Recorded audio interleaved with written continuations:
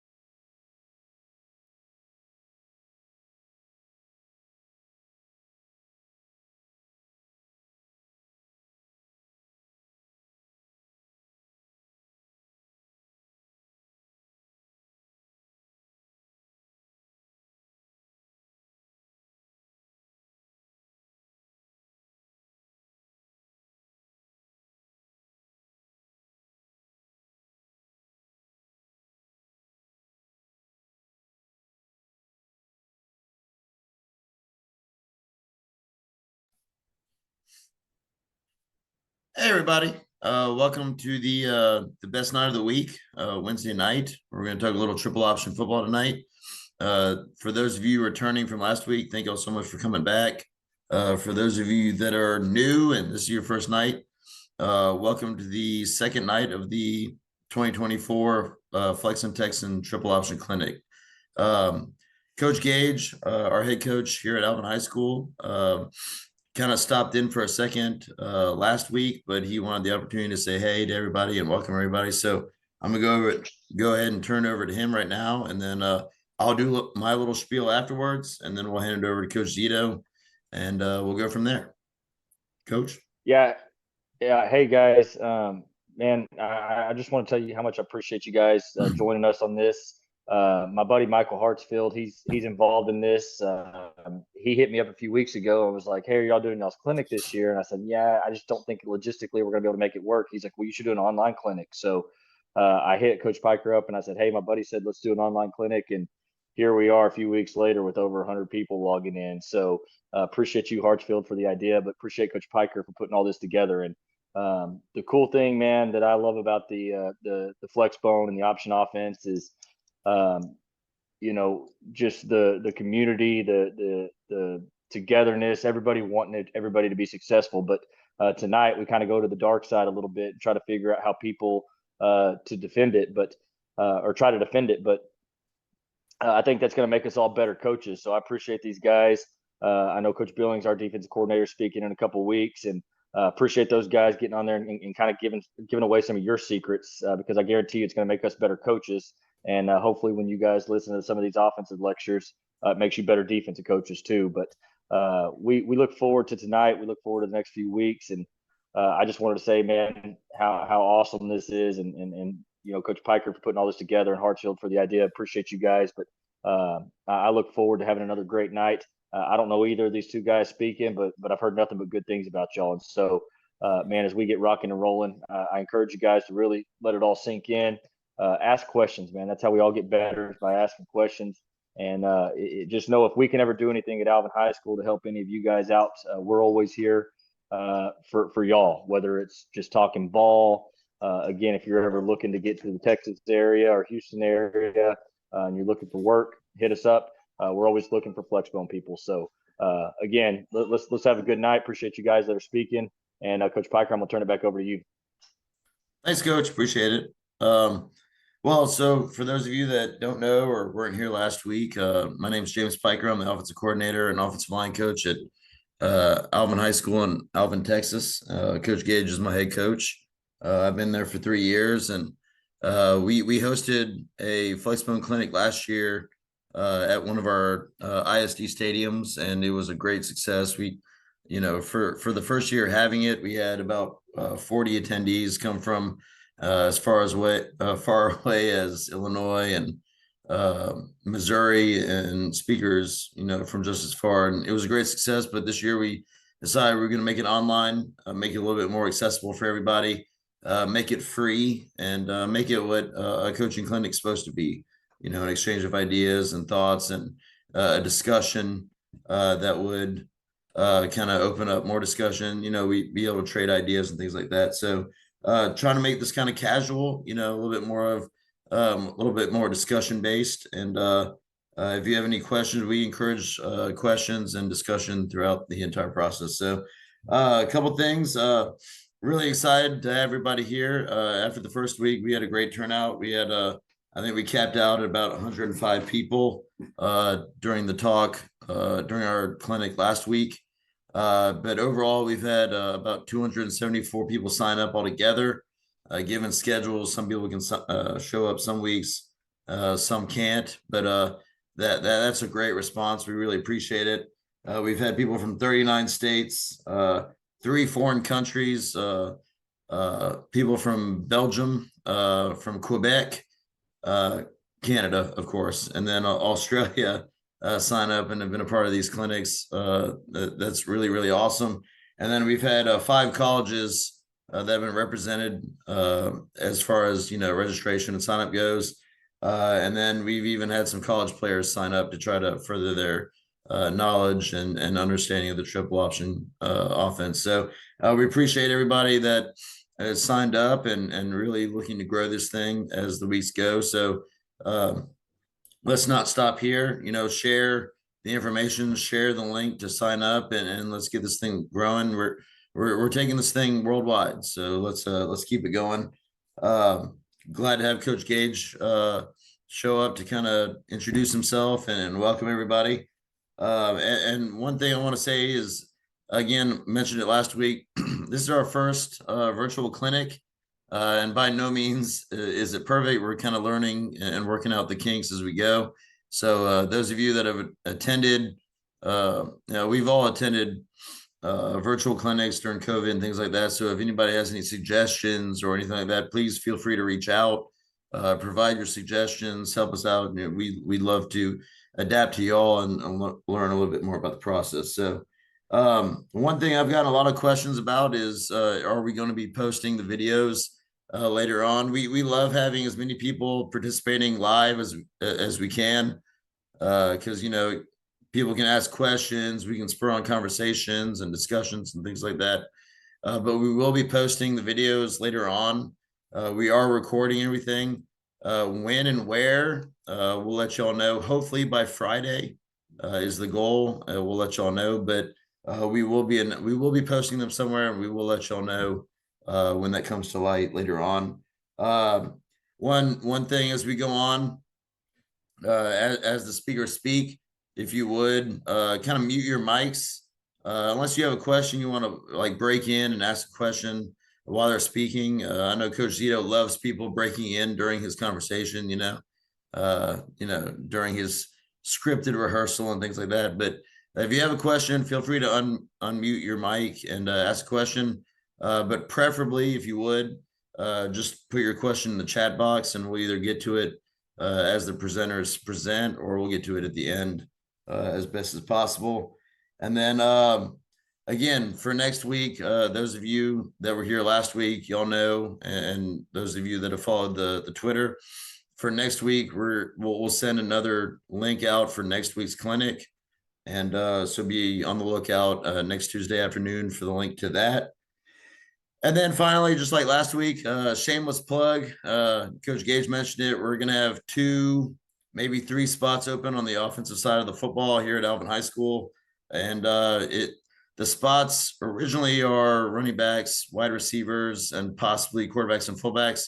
That's Coach Gage's position. But we're really just looking for great Flexin guys that are interested to come down and coach at the highest level of Texas high school football.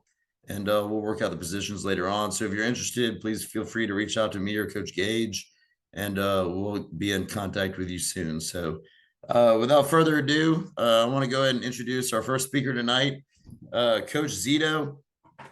Without giving too much away, Coach Zito and I have known each other for I think a decade and a half now, about 14 or 15 years. We started out together at Plaquemine High School in Plaquemine, Louisiana. We both worked for a triple option guy in Bob Howells. If you're familiar with Louisiana high school football or triple option in Louisiana, I know Coach Dietrich and several others may be familiar with Coach Howell. We started out under him, and he was pretty hardcore. We learned fast, we learned hard. But Coach Zito and I have known each other for a long time. I give Coach Zito a lot of credit. He's one of the few defensive guys that still texts me as much as possible to ask questions and pick my brain about the triple option.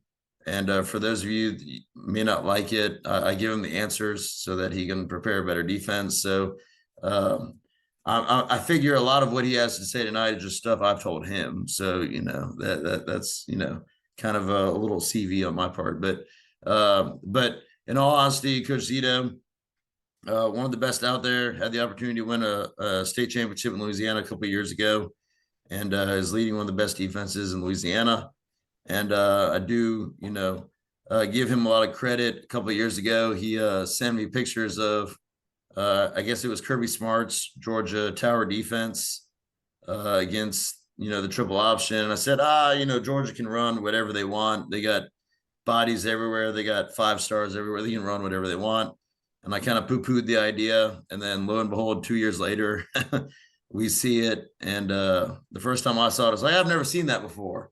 And then I thought back and looked at it and realized that Coach Zito had actually showed it to me, and I had egg on my face. So Coach Zito is ahead of the curve in a lot of ways. Really excited to see what he has to say tonight.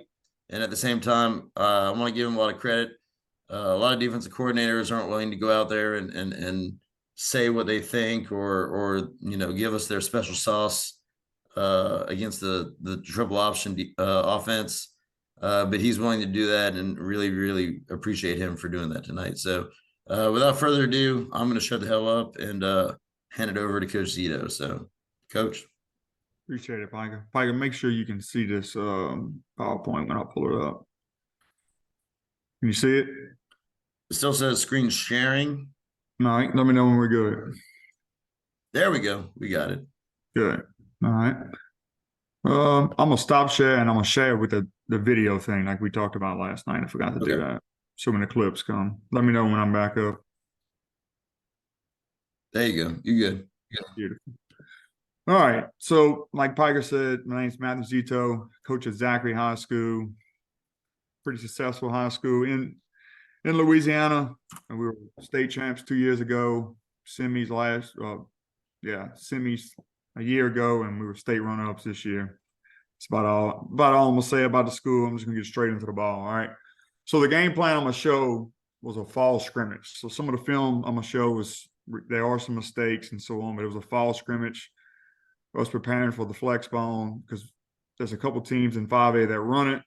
Supposedly Sulphur's gonna be running it this year also, and we did a little things different against the school, E.D. White. We played a 9 technique instead of a 6 because there was some buck sweep and there's some wing tee elements in it. So some of the stuff won't be exactly what we do against the triple, but it'll be close. All right. It's mostly the front will be different. All right. So we're going to talk about the whole picture right here, and I'm going to break down each part of this as we go. So mostly I'm just going to talk about, I came up in the wing tee system, so I don't know what you guys call it, but we call this 100, 900. So depending on where the tight end's at. So basically just a tight end wing, all right, with a tight end wing on one side and a wing and a flanker on the other. So this is mostly the formation I'm going to talk about today. We'll cover a little ace in the clinic and some twins when I get to the film. But just to start in this picture, to the tight end wing side, we're going to start out playing cover 2 to that side. And then we're going to play quarters over here to the right. So what we call is cover 4. So in cover 4 is that safety is going to have number 2 vertical and out.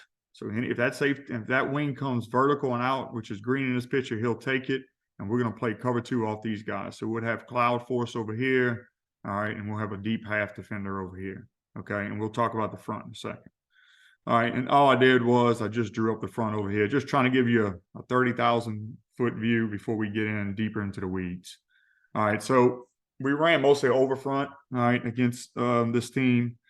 And so for our over front rules were we're going to set the 3 tech. We don't talk about strong or weak. We just talk about where we want to set the 3 tech. All right, so the first rule we gave, it says we're going to set it to the 3-man surface. So there's a 3-man surface. We want to use a river or a lake call, river to the right, lake to the left, to be able to set that 3 tech. All right. If there's not a tight end or a 3-man surface, we don't really say tight end because you guys love to go tackle over.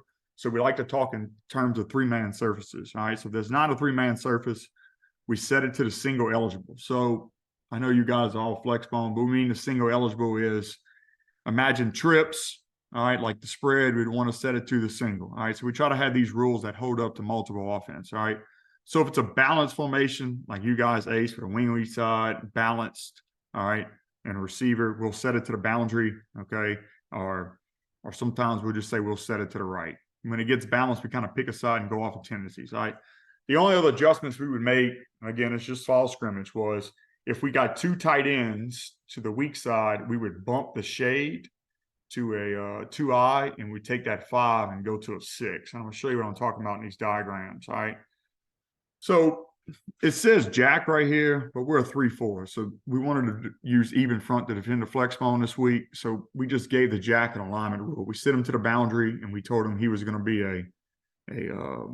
either a 5 or a 9, depending on the surface, and the field end is our thicker of the ends, and he went to be the 6 all right, or a 9 on the other side. And I'll show you what I'm talking about, all right? So if you look right here, all right, so first rule of the over front is we're looking for the 3-man surface. It's obviously to the left right here, so we're going to call it a lake. So we're setting a 3 technique to the lake, and we made our nose go away because our nose and our 3-4 is our bigger guy. We wanted him playing the shade. We wanted that boundary in, who's our thicker of the 4-eye to play that 3, and we sent the field in over here away from the jack. Now, sometimes we'll play a 9 here. I'm sorry, a 6 here. We played a 9 here because they ran a bunch of bucks. We wanted to make sure that we were getting that down block on that jack to be able to help us out. So like the way we communicate this, if we're just in over, we'll play a 6. I should have put it on here, but if we call over wide, we'll get in a 9. And if we call over tight, we'll crunch them down to a 7. So we can do different things with that technique on that 3-man surface. All right. So it's just the same picture here. All right, we just set it river. Again, river's just telling that 3 tech where to go. Nose is going away. This doesn't matter as much. You just kind of fit this to your personnel. All right. And then the last one is the 2 tight I'm talking about. All right. It's up to you where you want to set it. So we just, for the sake of this picture, we just set it river. All right. So 3 tech here. Here's our 9. We had a shade. We widened them out to a G or 2I, whatever you want to call it. All right, and we brought him out to a 6. We just want to widen our anchor points out over there and give us a little more surface this way and try to keep our fits the closest same as we could. All right, now something we do a good bit, especially when we were running a bunch of 4-downs, we call it sugar technique. All right, and so what sugar technique means is this. So let me go back to this picture right here.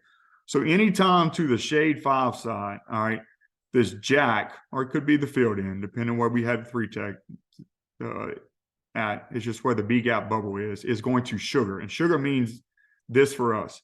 If that jack gets a face from the tackle, so if he gets a base or a reach from the tackle, all right, he will fight that base and he will fight that reach just like a normal 5 technique does. And he will do that for 2 seconds. So he's going to fight it. He's going to fight that reach. He's going to, push, pull, trying to get going. And then he's going to get the O-lineman momentum going for a 2 count. And he's going to throw him back. And he's going to come into this B gap right here. And I have animation to show you that in a second. All right, same with the base. If he gets a base, he's going to try to put his butt outside, try to press him back, and then a 2 count, and he's going to throw him back in. And you probably say, Coach, why a 2 count? The reason we don't do it right away and just gap crash it because we don't want that ball just to roll off the table. All right, we want that runner back to be able to commit in there. We close the gap last second, and the backer flows right off. So I did do some guy. Listen, these animations aren't great, all right, but you'll kind of get the aspect. All right, so right here, this is going to be the sugar technique versus a base. All right, so we get a base here. A jack wants to hold it. He's fighting that base. He should be out here for 1 Mississippi 2. He's going to shrug back in, come inside. All right, same thing with the reach. Okay, he's getting a reach. He wants to do that, come back inside. Okay, now we really like to do this when we get in those wing counters. All right, make that counter have to bounce 1 gap over. Okay, it could hurt us a little bit on the toss. All right, hadn't hurt us in the past, but if it is, we can take the sugar off. All right, and just do some other stuff if we got to.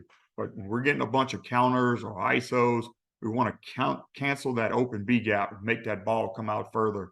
All right, so we can get our support defenders in there. And you're going to see later, it helps when we don't have to insert that corner in there. Because if you're playing that cover 2 over here and that wing inserts, if you're able to sugar it, now the wing's insert into a cloudy B gap, and now that cornerback who really doesn't want to stick his nose in there doesn't have to come in there as much. So the last one, you're probably going to say, Coach, what do you do when you get a veer, right? Well, in a veer, that offensive tackle's face is not going to come towards him. It's going to go straight down, all right? And he's just going to hat in hand, squeeze the down block, all right? Tackle or dive, spill the trap, squeeze and spill, whatever you want to call it. All right, so it's able to, and lets us get the best of both worlds. It allows us not having that corner come and fit in that B gap, and it allows us to still have our dive player here, all right, when we're getting that veer block. All right. All right, now let's talk about inside linebackers here, okay? So we talked about the D-line. First, let's talk about our SAM, okay? And how we personnel this is just who we thought would be better to the field, to the boundary, or who we thought would be better reading the wing compared to reading the fullback first, or who was more physical. I mean, you fit this to your personnel just like we did, okay? So our SAM right here, all right? So this is our SAM's alignment rules. Again, we talk in terms of 3-man services, just to dummy proof if you guys go tackle over. All right, so 3-man surface. All right, we wanted to play a 50 with the Sam. Okay, so there's no 3-man surface. All right, so there's no tight end, or I guess I don't want to say that. There's no 3-man surface. We want to go to the boundary and play a 60. Okay, so for us, a 50 means you're going to line up in the outside shoulder of the tackle. All right, so this will be a late call here. We'd have our Sam. All right, we have a 3-man surface. He's going to be in a 50 right here, and we'll talk about his reads in a little bit. Okay, once again, 3-man surface. Our Sam will be here in a 50. Now, if we were playing a 6, we could widen them out because now we have a C-gap defender or 7. Okay, when I say 7, I mean inside shoulder. When I say 6, I mean head up. I know some of you guys probably call that a 6-eye. Now, I Will and I Mike. All right, our Mike is probably our most physical backer. He's the one that's going to come down and slam the dive to the quarterback. Okay, so he's going to be in a 0 right over the center. All right, Will is going to be a 60 away from the Sam. All right, and our rules for our 60 linebackers, because sometimes in formations your Sam could be a 62 because if there's no tight end. Our 60 linebackers, all right, are going to read that wing or the eligible they're over. Okay, so if you look right here, our 60, all right, is reading that wing. All right, and we'll talk about his reaction off that wing later. Okay, so we tell him line up to the widest in the core. Obviously, this is the widest eligible. We tell him line up in the 60 or the widest in the core. So if that wing is really in here, all right, we're going to tighten him down because we don't think the possibility of an arc is great. All right, so that's why we tell him the widest in the core. Okay. Same thing right here. Just flip the formation, river call. All right, he's right there. Your Sam would be to the 3-man surface. All right. So let's talk about our reads. All right. So the 0 and the 50 linebacker, all right, or they're going to read fullback to flow side guard. Now, some of that read has to do because we were facing some wing T concepts up in there. And I explain what that read means in a second. Anytime you play a 60 in this aspect, you're reading the guy you're over. So you're going to read, all right, the widest dude in the core. All right. So let's talk about this. So what does fullback to flow side guard mean? All right. So our 0 and our 50, we're both eyeing that fullback. All right. So the flow side guard is the direction the fullback's going to go. So the fullback goes this way. All right. Our eyes should flash to that flow side guard. And you're probably saying, why? Because if we get, think of buck sweep, which we're facing a good bit that week. If we get fullback this way and flow side and pull here, we know we're getting buck, and now we can come back and cross over. All right. I know you guys like to send that fullback away, all right, when y'all run toss. So now we could get fullback and we're seeing reach. So now we can redirect off the reach. So we feel like when they're false keying us with the fullback, all right, that we can get our eyes to the guard and help us either confirm what we're seeing or help us redirect and get into the right flow that we need to be in. Okay. And so this is just the same thing. So the fullback goes the other way. All right, eyes go to the other guard. So we tell them fullback to flow side guard. Remember, the fullback takes you to that flow side guard. All right, now our 60 linebackers reads. All right, we're reading the wing. Okay, and a lot of times we're doing this. Okay, it's because we have some type of force out here. Okay, so we don't need him.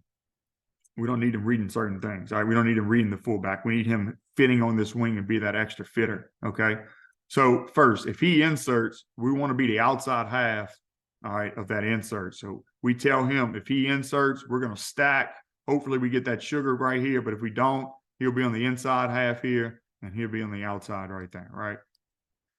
All right, now down, okay? Again, some you guys might do this, might not. We're facing some buck that week. If he blocks down on that DN, all right, we're coming right off that wing's butt. No, the animation's not exactly on. Right off that wing's butt, and we're going to set that edge right there, all right, in order for that buck sweep and try to turn it in, all right? Most of the time, they'll probably kick the corner.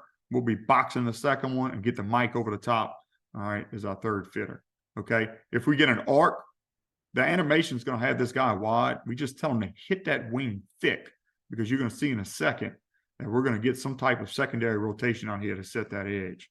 All right, so it's going to go outside. We tell them hit that wing thick. Our belief is these guys are nothing but little running backs. They're not like the spread sniffer or the big fullbacks that come down and slam you. So at least where I'm at, we're pretty big linebackers, so we're able to smash in theory, we're able to smash those smaller running backs. I know that might not be the popular opinion tonight, but it is our theory. All right, so if we get a wall block, and Piker talked about us working for Bob. I don't know what you guys call a wall block, but this is what Bob taught us with the wall block. So when this guy comes and walls the backer. Not to interrupt you, Zito, but load blocks is a lot of times the vernacular. Like load, is that what Bob we call called it wall? wall, like load, load on that Yeah. linebacker. Yeah. I appreciate that, Piker. Yeah. All right, so load or wall. All right. So if we get a load or a wall, we're going to tell that wheel to go replace exactly whoever the back is, exactly where that wing left from. Because most time what y'all trying to do is y'all trying to get one inside and one outside on the mic. So now, or whoever the backer is. So now we'd have a dive and we're scraping tight off of there and have the quarterback play right here in theory, right? All right, now if he goes away, all we want to do is we want to stack, all right, and look for cutback, and we tell him find the next back. So he'd try to find the fullback. If the fullback disappears, he's trying to find the wing, just to see if you guys are trying to send motion away and you're trying to insert the fullback and run some type of counter. All right. So we tell him get our eyes to the next back. All right.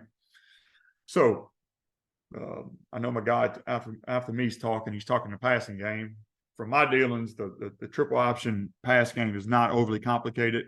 I think mostly because you guys have to spend so much time on the reads, making sure the meshes are there and the timing and so on. So we don't try to overcomplicate the pass drops with the inside backers. We just tell them drop in the direction of the quarterback's shoulders. All right. Okay, we got a question here, Piker. Disco motion, you're talking about when he goes and he comes back? Yes. Yeah. Twirl motion, disco motion, what you would get on mainly mid triple. Yeah. So I'm getting to that with the secondary, but you're talking about from the aspect of linebackers? Yes. All right, let me go back. I got to figure out. Let's see. So, I mean, it would look like an away for us. So what we would do is we really do not stack. I'll get this in a second. We do not stack until motion crosses the fullback. So what we're going to define this in a second is we don't define motion until motion crosses the fullback pre or post snap. So like, I know sometimes you guys, if they're doing things off the motion, y'all like to back those wings up so y'all can just send them at the snap. So what we do is, and you can see in the secondary is we define motion as when the wing crosses the fullback pre or post snap. So if you give me twirl, he's coming here. All right, we're staying put until you get across the fullback. Does that answer your question? Yeah. So then how do you treat it? Does it turn into your other rules if he's inserting? Correct. Like either he's coming back to, when he comes back to twirl, he's either going to, I doubt he's going to wall a load. He's going to arc or something. And then we just go back to what the wing's reaction does. Okay. Thank you. That answers it. Okay. All right. Where was I? Let's see. Good question. All right. Now, so we're just going to drop in the direction of the quarterback shoulders. You're going to see on film, we're going to open up. All right. And we're going to just drop into the windows. All right. We say the shoulders tell us where. It's wherever the quarterback shoulder's at.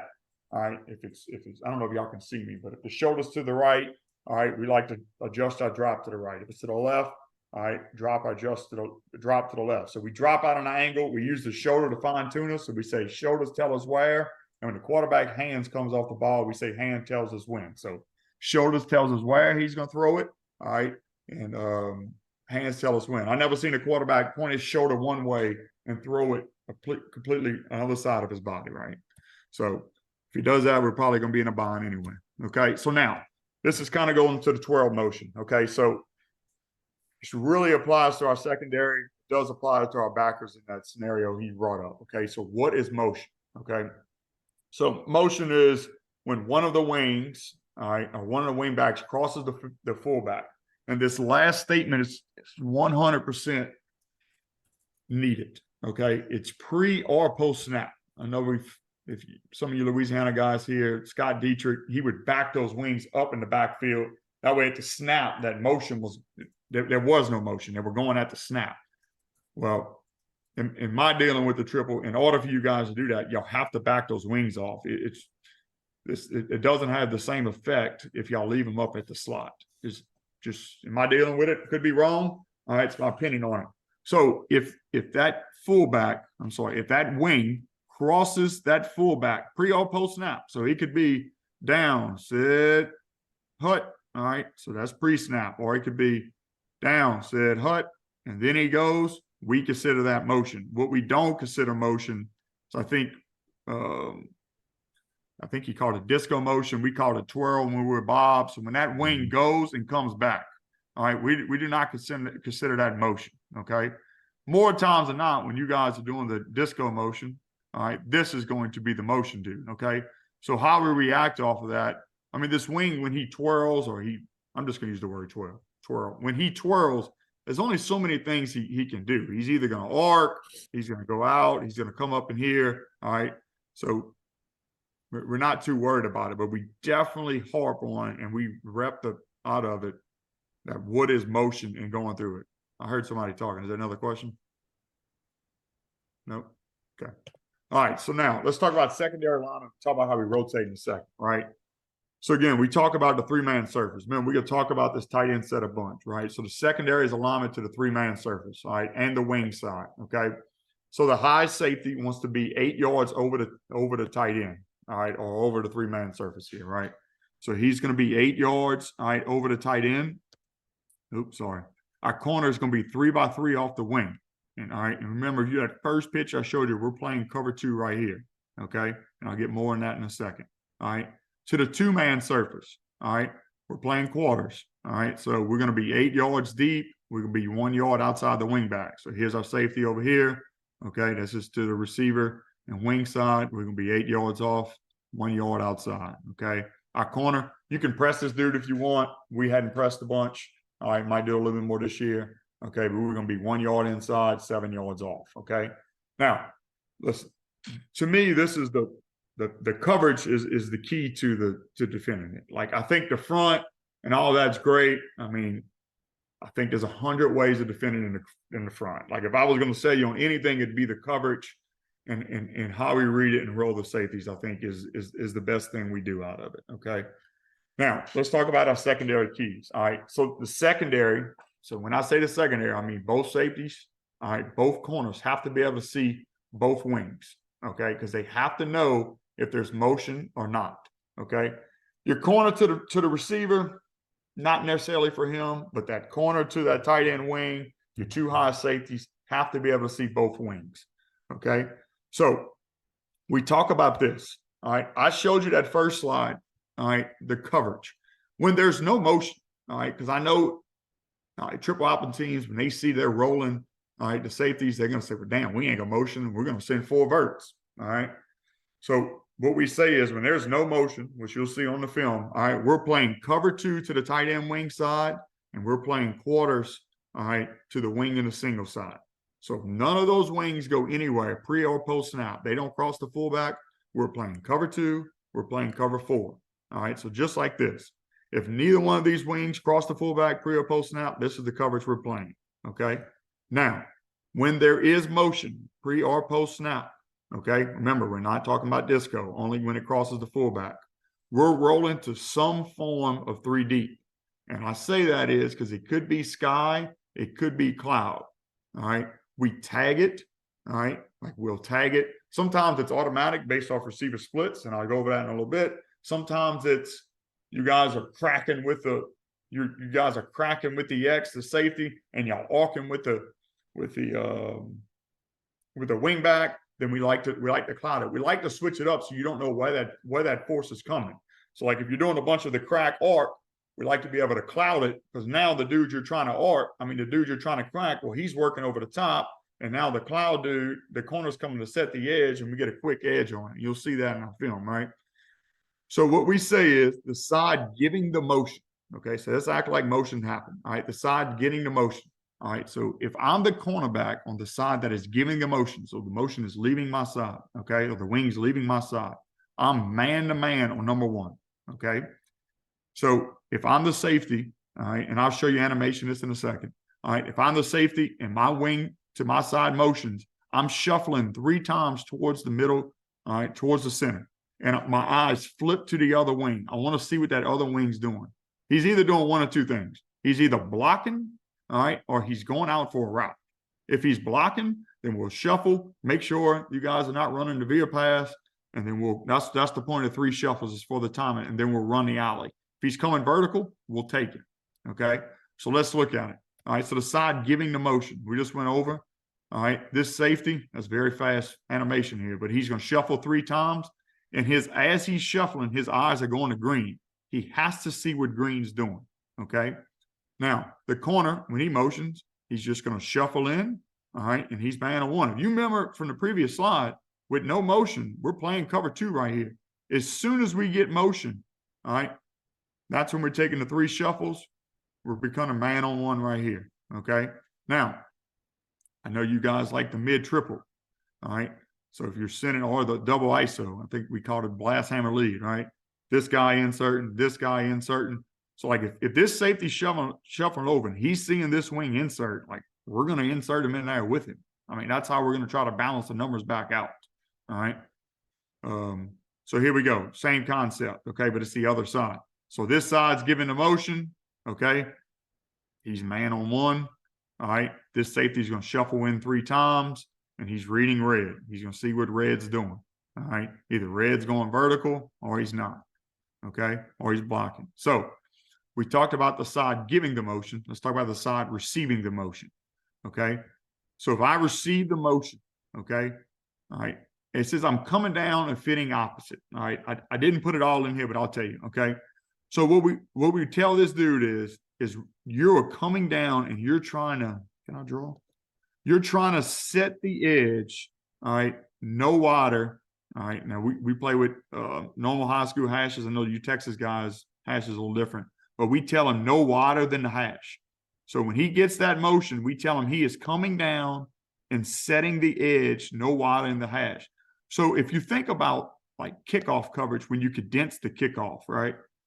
And you know, say you're kicking this hash and you got the widest dude on kickoff right here. Well, you're trying to just defend and you're kicking the ball down here. You're trying to just defend 2/3 of the field. So this rotation is the same concept.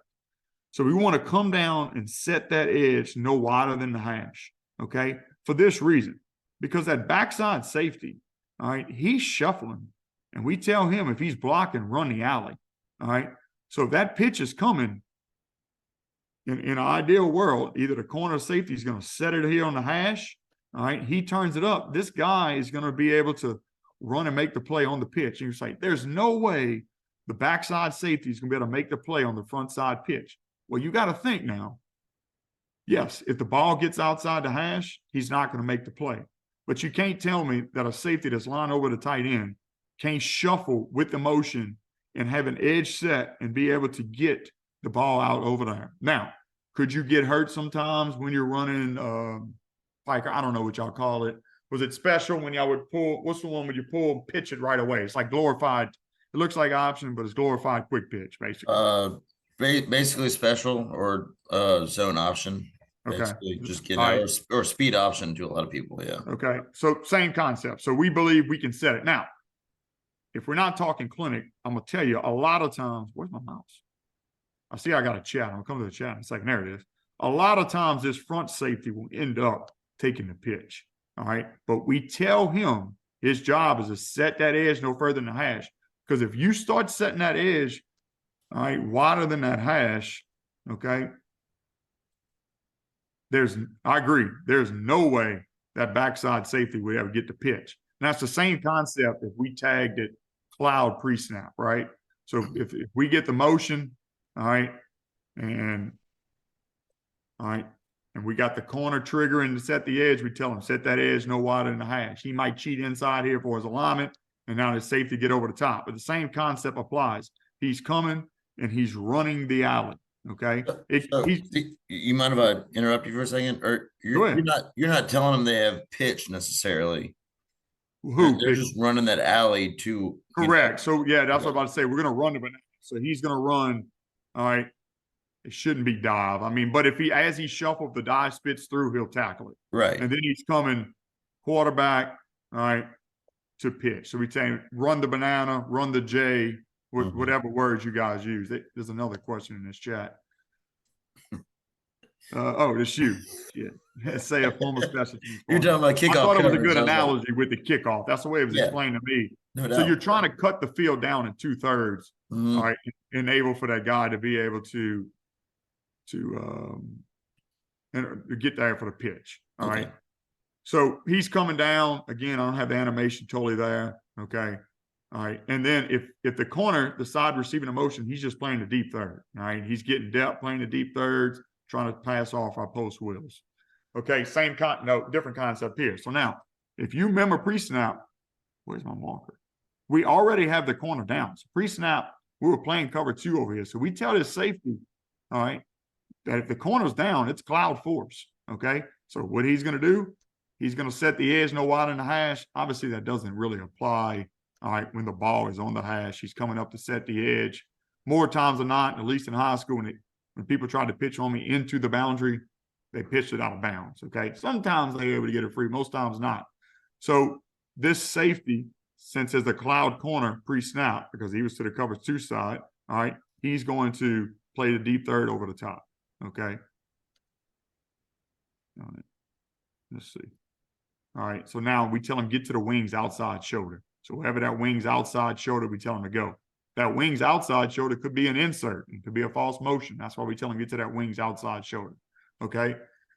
Now the cornerback. Okay. So you're not really going to the cornerback. We tell him he mirrors this wing. Okay. So if he gets an arc, all right, we tell him he's got to be outside of that arc. Okay.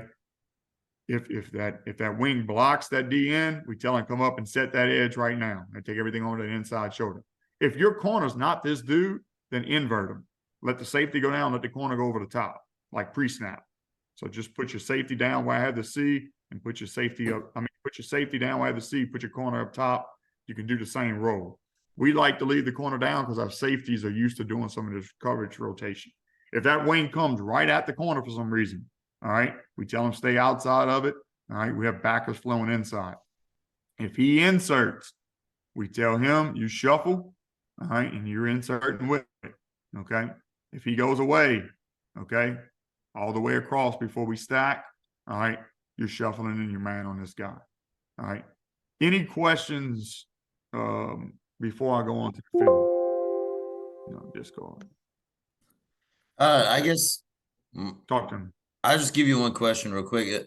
I mean, how much of it sounds like a lot of what you do is less, you've got dive, you've got quarterback, you've got pitch, and more of it's based on, I don't know, you mentioned this earlier, but, kind of maintaining it in the style that you would defend other offenses against, right? You got force, you've got next man, you've got cleanup, things like that. Or you don't use a lot of assignments, right? It's not. No, and like when we talked last night, I know y'all talked about assignment football. Like you got dive, you got quarterback pitch. I mean, Bob used to say, yeah, when he hears opposing defenses scream across, like you got the dive, you got the pitch. Like to me, like I think you talk in broader schemes. I think you talk about like you fit C gap when this happens, and you got the first threat in C. Like you fit the alley, like you run the J. Like to me, because I think there's so many ways you guys can manipulate blocking schemes and change who's the dive player, who's the pitch player. The pitch player maybe not, but who's the dive player, who's the quarterback player. So we like to talk in terms of just fitting it like we fit other offenses. You know what I'm saying? Like you're the C gap player, you take the first threat. Like outside beer, Piker, like the 9. Well, we don't want to tell him. We don't want to tell him he's a quarterback player, and you're running outside beer to us, and the dive's the first threat. Right. Does that answer your question? No, I think that makes a lot of sense, and I know we've got some Harding guys, and I think everyone in here has been to Harding or watched Harding or subscribes to a lot of their, I guess, theories and ways of doing things. But a lot of what they've gone to is more area blocking, more space and more angle blocking, and so you're like kicking out. It's less about count. And it's more about who's there, who's forced, and things like that. And I think it's interesting. Almost like running the gaps in like inside zone. Like yeah. And it's interesting that you bring that up because I think that's one of the next evolutions of the option. Is less about count and more about just kicking out space or angles and things like that. And so I just wanted to kind of make that clearer for everybody. It's less about assignments for you. It's more about angles and landmarks and things like that, right? Yeah, and I will say this: there are things that we will do in the future that we can change up. I hate to say it in these words. We can change up who's the quarterback player and who's the pitch player and so on. But in reality, we're changing who's the seek out player and who's the alley defender and so on. Does that make sense? Yeah. There's somebody in the chat asking something.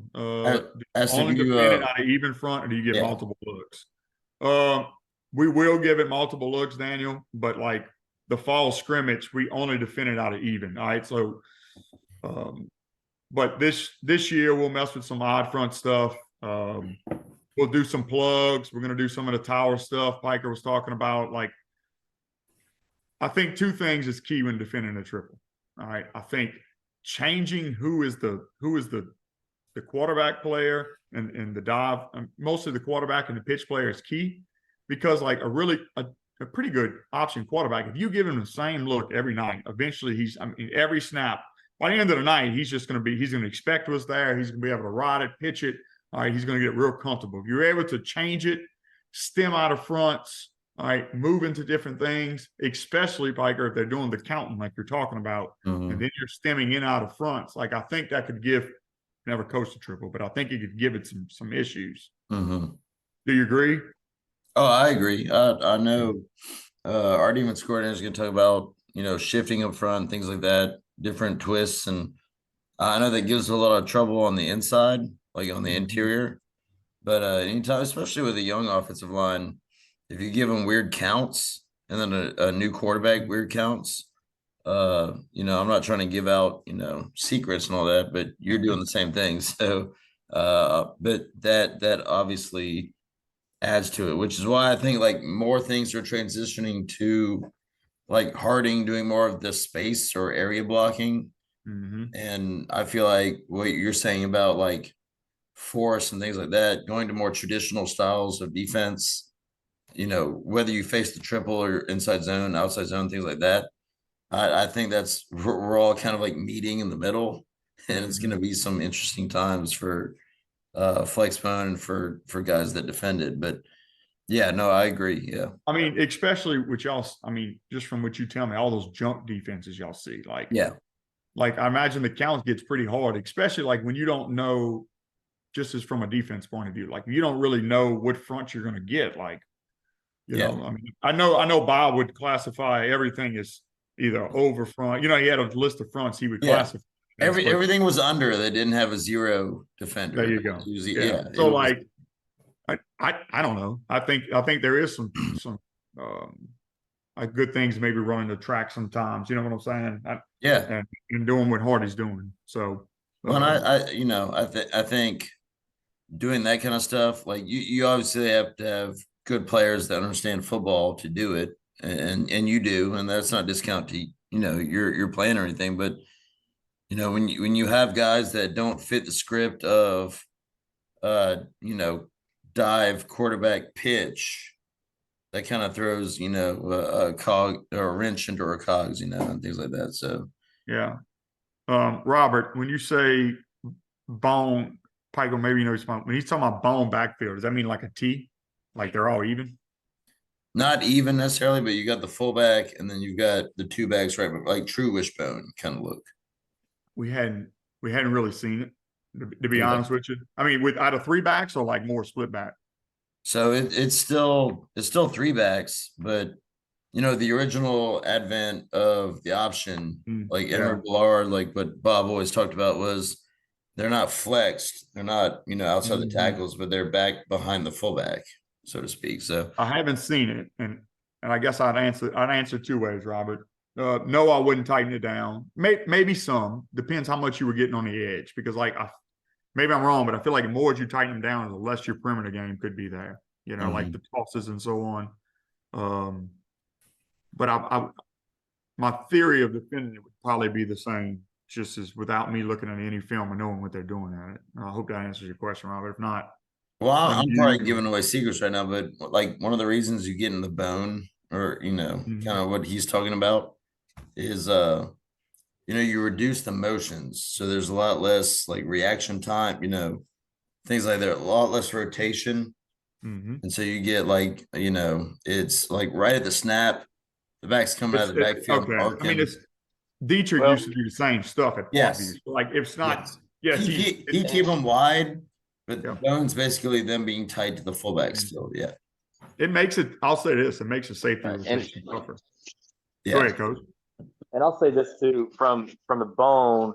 My dad was an old wishbone guy. Won 2 state championships doing it back in the '90s. But you have more power class of football capability where you can run your double ISO, your cross ISO. So if you want to, if teams are really key in your fullbacks, you can get in the bone and kind of force key linebackers. So. Mm-hmm.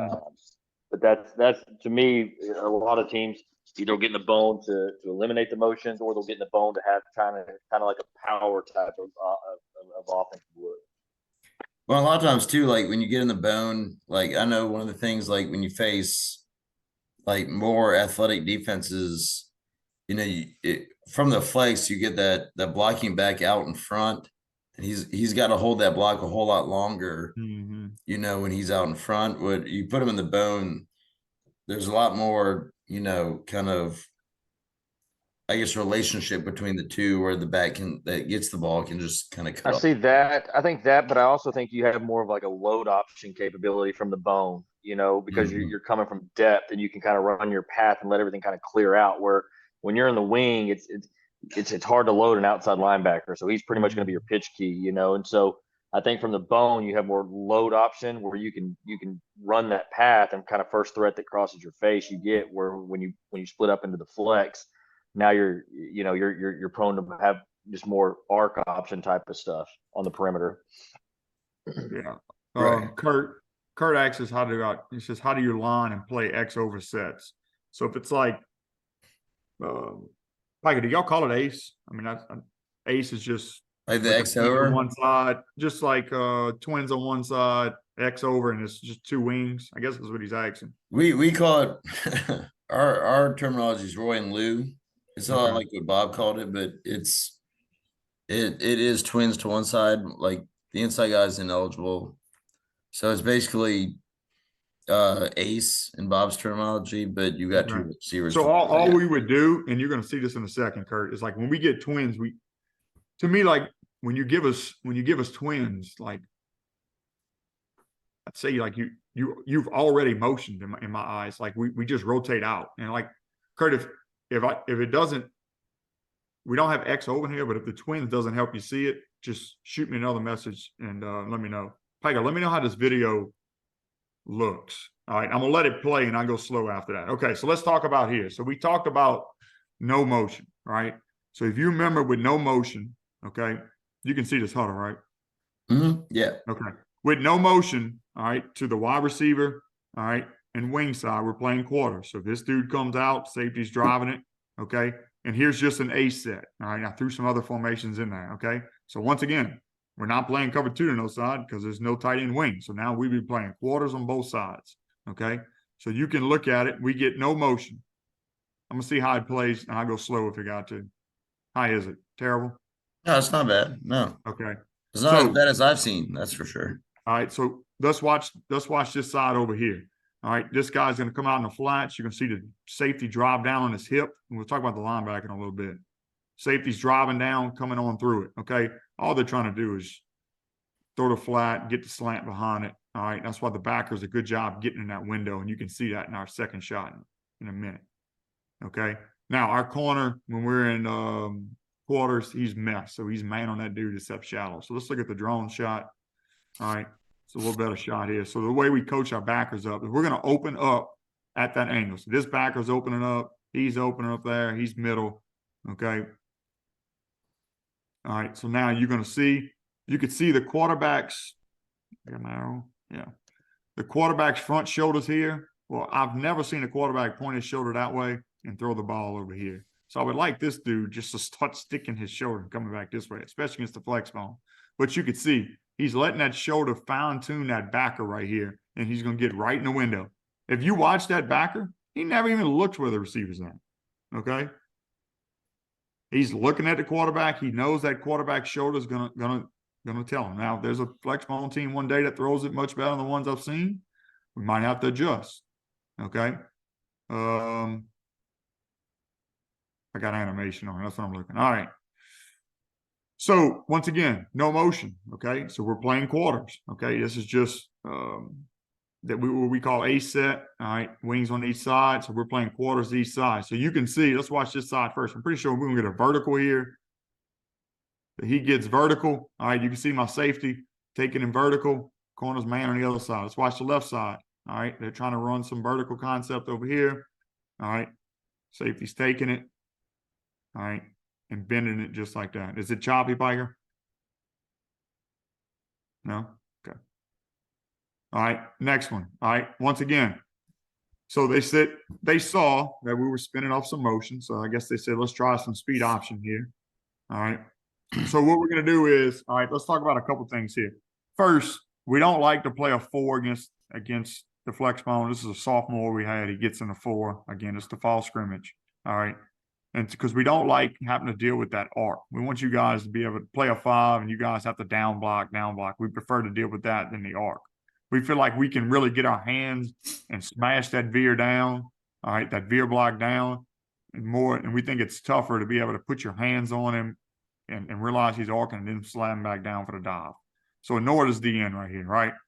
So they're going to try to use no motion and run option with the fullback here. So you can watch, all right, they're going to run option right here. It's a good job of this backer, all right, scraping through the trash here, okay? All right, it's a good job of this safety right here. Once again, let's watch the backer first. He's sticking his foot. He's a good job avoiding the block.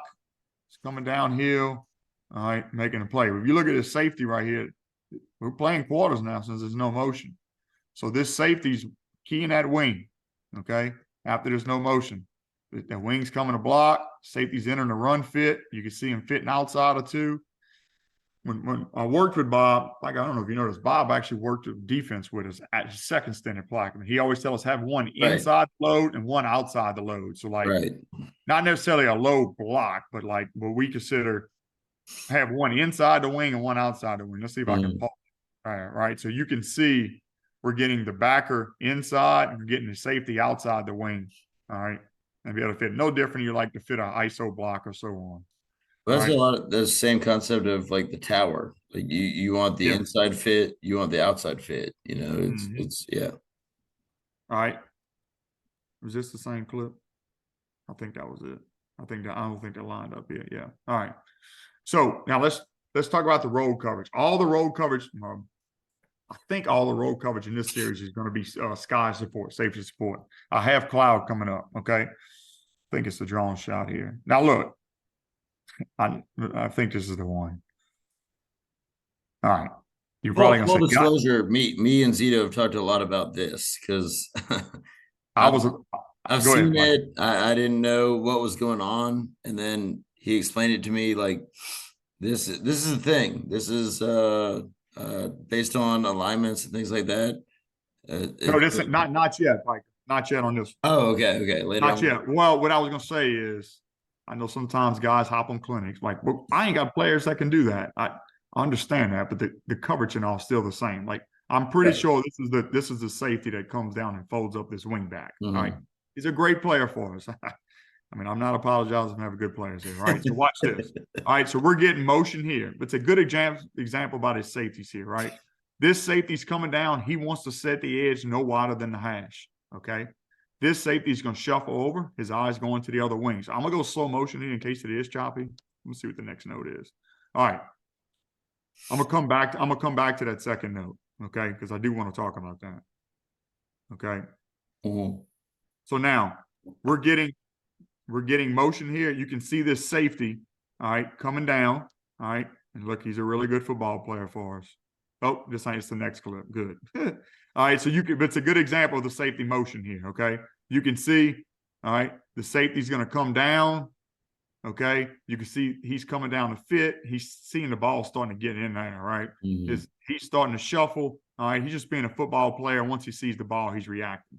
What I do want to talk about is this, right? Because you guys are famous for doing this crack arch shit, right?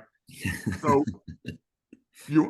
correct me if I'm wrong, Piker, but y'all want to crack here and y'all want to take this dude and y'all want to arc right there, all right? And y'all have a seam. It's not a bleed. Yeah, You typically have a seam right here, right? Yeah, So- it's all crack replace principles. Yeah. So what we believe is that's why you have to mix up your sky and cloud support. So if we're getting a bunch of it, we didn't put it in for the fall scrimmage. When we get motion, even to this set, we can tell him he's going to cloud it, and now he's going over the top. So you guys are going to try to crack the dude that is going over wide. All right. And now you're going to arc with the dude you arcing. He's fucking coming up right now. Got a question here. Pitch it and switch it. It's get it out there. Yeah. Got to get it out there. Yeah. So cloud is the way. If you watch this clip, you can see they're trying to crack an arc right here. Let me ask you, when you do go, when you go cloud and the safety release is deep, right? Correct. So cloud means the corner's the force. Sky means the safety zone. Right. Me and Billings, our defensive coordinator, I always confuse it. I get it wrong. So, but is that safety releasing, or is he now what's his angle? I guess. All right. So if you remember in the thing, when the side receiving the motion, all right, if we were in the normal one, he's playing third. All right, he's coming down, run the alley. With me? I'm sorry, he's coming down to set the edge, right? So when we switch it, that's sky support. When we switch it, all right, it's cloud. All they're doing is switching jobs. He's coming down, set the edge, and now he's playing the third. Okay. Does that make sense? Yeah. But we just tell him we don't want him just to run over there, but we tell him to shuffle, tempo it, and then he eventually plays the third. Right. Somebody else. What's your secondary rolling and corners man on tight end? Does Q counter ever hurt you? I'm guessing who y'all pulling on Q counter, Piker? On Q counter, it's technically the backside guard. Okay, and what is the fullback doing? He's going opposite. He's going opposite. So I think that's where our fullback to flow side guard reads really come in. I don't remember the guy's name that I asked that. Like if we're a lot of times, like your Q counter is like this. Coach Irvin, is that like that? So, are you talking about GT my college coaches up at Friends, that's their answer to when the secondary starts rolling heavy to motion. It's flash the fullback, and then they pull guard tackle or just the guard kick, and then they have a dude at quarterback that can take it 70, but that's how that's their answer to rolling secondary. So kind of the Air Force way of running GT, quarterback GT. Yes. Yeah. So like Zito, they'll run fullback. Like so let me ask you this, Mike. Well, both of you, is one of the dudes going to motion across? They'll motion opposite of where they want to go. So like the running back to the right, he'll motion left. Then you'll get left guard, left tackle, GT, and you'll pull around and run GT, right? Yeah, they make it look like regular triple option, but then they pull the guard and tackle, and they get their QB going. So the quarterback will flash to the fullback, and then open up. He's going to open to the fullback, and he's going to turn back and come this way. Is that correct? Yeah. Yes. So to us, I think that's why it's so important that we're reading fullback to flow side guard. So and look, and this is on a whiteboard, right? Whoever has the pen last wins, right? Absolutely. Fullback's going here, our eyes are going here and here. So hopefully we see it come back and we're able to stick our foot. Because in reality, you're losing one and we're losing one. And what I mean by that is this, you're losing him, we're losing him, but we're still picking up the corner, all right, in the run fit. So hopefully, in an ideal world, we'll spill with the 6, all right. Hopefully we fit tight here, send it to the corner. If not, hopefully he'll box it and send it back to the mic. That's no, I understand that, and I agree with you. Guy with the pin last, they're always going to. Yeah, it's just something I saw. You roll your secondary. Well, rolling secondary to me means I need to try and do something backside. Counter back the opposite side. I think that's good thinking. Yeah, I do. I think it's good. I think that's in your like game planning, how much do you account for counters like that? Are you like, okay, they got us on that, 20 yards, 25 yards or I whatever? think it comes down to who they are, like who's the offense, like how much is Q counter part of the offense? So how much is that a play they run 4 times a game, but it's explosive for 70 each time? Well, we probably need to change our reads and make sure we're taking away that explosive. Or is it a play they run 10 times a game and they average 3-4 yards a pop, but they're much better at mid triple or outside veer?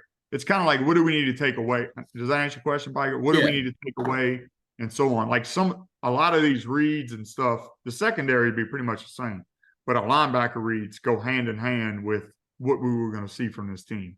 Right. No, yeah. I hope that answers your question. That's basically because a lot of times it's what are guys going to try and stop? Are they worried about counter? If they're just going to let it be and just let that happen, are they going to try to stop what you do best? And if the counter is kind of your change up, that's kind of really the question. And I'll say this, Piker. I know we're going to be a balanced offense, but who do we need to stop? Like, more times than not, that quarterback, fullback, and both wings aren't all great players. Oh, you know what I'm saying? Like sometimes, believe me, I know. Sometimes we'll slow play that fucking quarterback and slow play him, and because if he keeps it, he's going for 3, and like Will's like, fuck it, we'll just die that slow death. Like, and there's times we'll stick him, but like we'll try to center one or the other. About running 15% of the time, or running away from the definition of motion. Right. Yeah. I mean, Ryan, I guess it just depends what types of runs and what types of pullers we're getting for us to determine if we're still going to do it. Which, I mean, if you're still running a bunch of options, yeah. Especially if you're running like the double insert, we're going to do it. I think that's the biggest thing about tonight is, like people wonder if you're like reading pulling guards, if you're reading running backs, fullbacks, quarterback, open, things like that. I think that's now. There's some guys I've heard of some guys that'll read the turn of the quarterback to the guard. You know what I'm saying? Like which way the quarterback opens, or they'll read the wing to that side and see what they're getting. We haven't messed with it, but I know those guys did it. All right, this is the one I was talking about, Tiger. So again, I ain't gonna apologize for having really good players, right? But so we're gonna get motion here, and they're gonna run toss. Okay.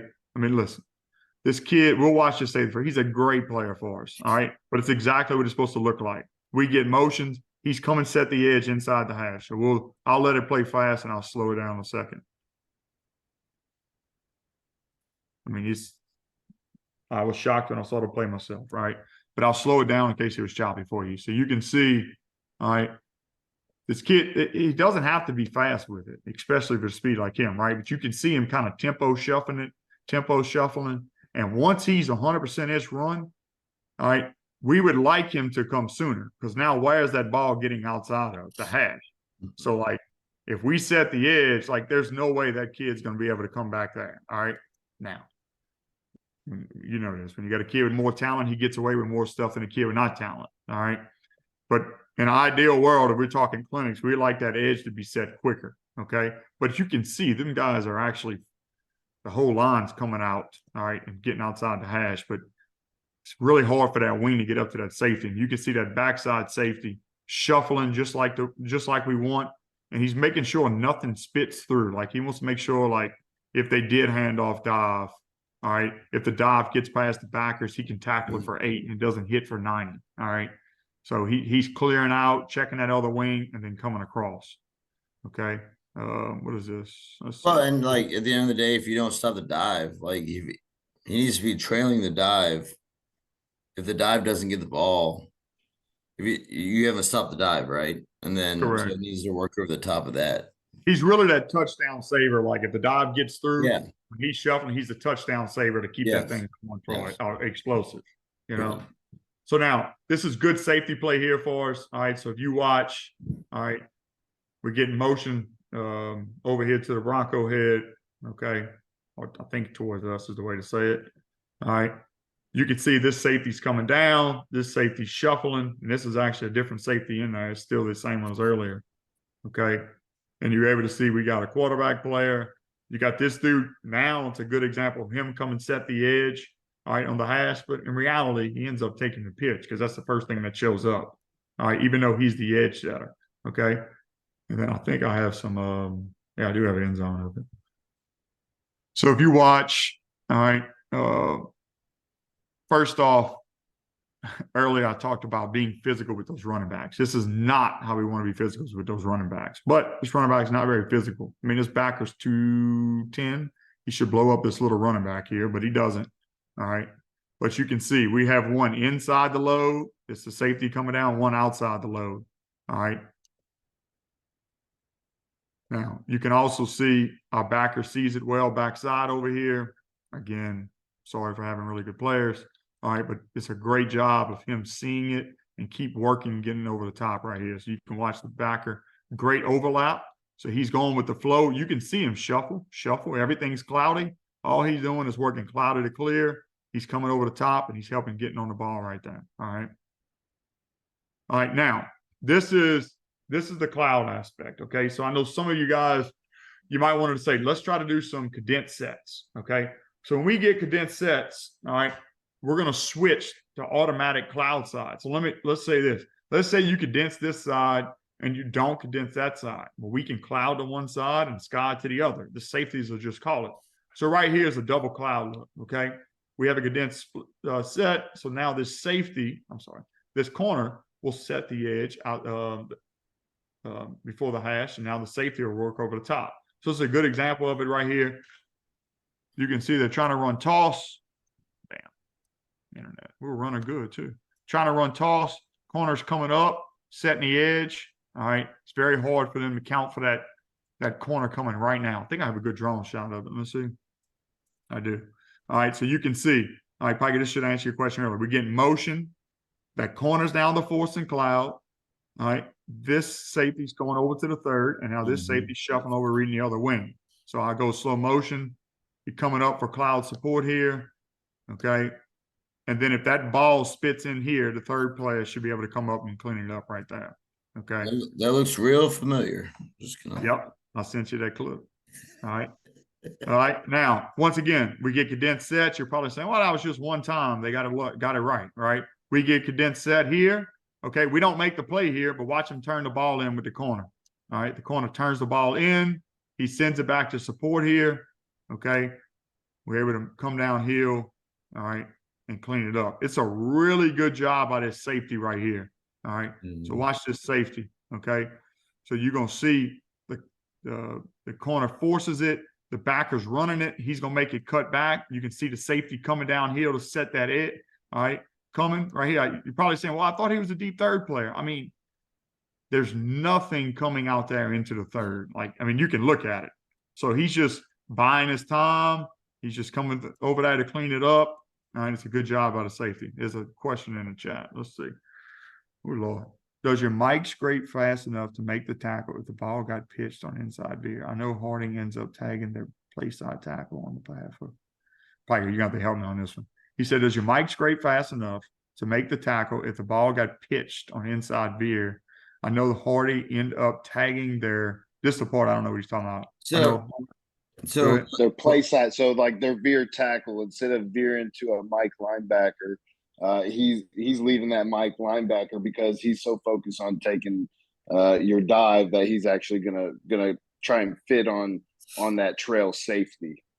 Right. So we see a lot of that backside safety or like sort of in a 4-2 set or 4-2-5 set. We'll see that weak side linebacker scrape hard. Like this guy? Pitch. Yeah. And so like we did earlier, right? Yeah. And so like what'll happen is that guy will be completely unhinged and like he'll make the tackle because then we don't have anybody for him, you know? And so like when you start planning for that, you know, it's not necessarily like the tower kind of basis for it, but let me read the question real quick. But it's the first question. Yeah, you're not necessarily like you're so normally versus a 4-3, your veer tackle is going to veer to the Mike linebacker, right? But what we're saying is your Mike linebacker so focused on tackle and dive that we're not even having to worry about him scraping out past C gap. And so instead of veering to Mike, he's going to take that veer path to that trail safety. Does that make sense? Yeah. And I guess my question is your Mike, is your Mike linebacker going to be able to read that quick enough to end up to continue scraping, into C or even D gap? I guess that's my question. I would say yes, he's fast enough, but I mean, I mean, he's got to be able to see. I bet you in a bunch of these clips, he's hammering dive left and right. I'm unwilling to bet. I bet he's about. So, like for us, if we're going to just talk clinic talk, right? He should be able to scrape dive the quarterback to pitch. For like, who's going? I mean, if you're sending this tackle up to the safety, who's blocking the mic? Like you're just gambling. That's the what mic's we're not going to get there. Exactly. To answer your question, maybe. I mean, but like, from a defense's point of view, I would much rather you leave my mic unblocked than that safety coming from the backside. It's just that's my opinion on it. I don't know if that answers your question. It does. Like because from this aspect, like, what if he doesn't go for the dive? Now he's freaking got us. There's nobody to get to him, right? For teams that are playing assignment football, you know what I'm saying? Yeah. You're saying like they're telling him he's dive no matter what. You're an A gap, you know what I mean? A gap to B gap guy. You're plugging. Yeah. I think there's some merit in that. I think that kind of goes back to what Piker and I were talking about earlier. That's why we try not to talk in those terms. You know what I'm saying? Like dive, because like let's say you're running veer and I'm the mic and I see this 5 technique slam down on the veer, right? And now, all right, in an ideal world, we'd like him, all right, shit, you seen that's cloudy now, scrape. All right, now we see somebody take the quarterback. All right, scrape again, come to the, you know what I'm saying? Keep scraping. Now, does he have that? Does he have the athletic ability to get out there? I guess that's to be seen, if that makes sense. To me, a big part of it is, I think so much of what y'all do on defense now is starting to figure out how we read things and what the count is. And so it's out there, right? Everyone knows the count at this point. And y'all realize it's got to be assignment football, which I think in some ways now as the offense tries to progress into, angles and areas and things like that, I think in an ironic sort of way, it becomes more like traditional football where if you have a force player, if you've got an inside force player, things like that, you've got a pitch player, you've got a quarterback player, and then you just, commit everyone to the dive. I don't know. I don't know if I'm giving secrets out there, but that seems to be kind of what it is, Yeah, I was reading this other question. I got 2 more questions. Can you said with you being aggressive to set the edge on rocket, do you get hurt on play action boot away? We hadn't really seen it, Coach. I mean, let's be honest. The answer is go away from the motion, right? And I have one counter coming up, right? Of course, if you're rotating to the motion, play action boot could come back, but I think that's why it's so important that safety. I'm talking to Coach Williams. I think it's so important that safety that is shuffling is reading that other wing, because if you're running play action boot, I imagine that wing is going to have to be your drag or something coming across that he has to be able to see it. Fullback flat, yeah, that can give us a little trouble. All right, but hopefully, I guess the fullback would come the opposite way, right? But hopefully that backer who's reading the fullback would be able to see it come through the flats and be able to take it out there, at least drop over it with depth, because he's reading the fullback from the start. Coach Williams, I hope that answered your question, Ryan. The 3-2 exchange is a good change up to force. Change the force defender could end up fitting like 3 or 6 buzz exactly. Helps teams that like to switch block, no doubt. Do you see where the automatic pull pitch with a tag for What is PSW, you think, Mike? A play side. Wing, Okay. wide receiver. All right. To a play side safety.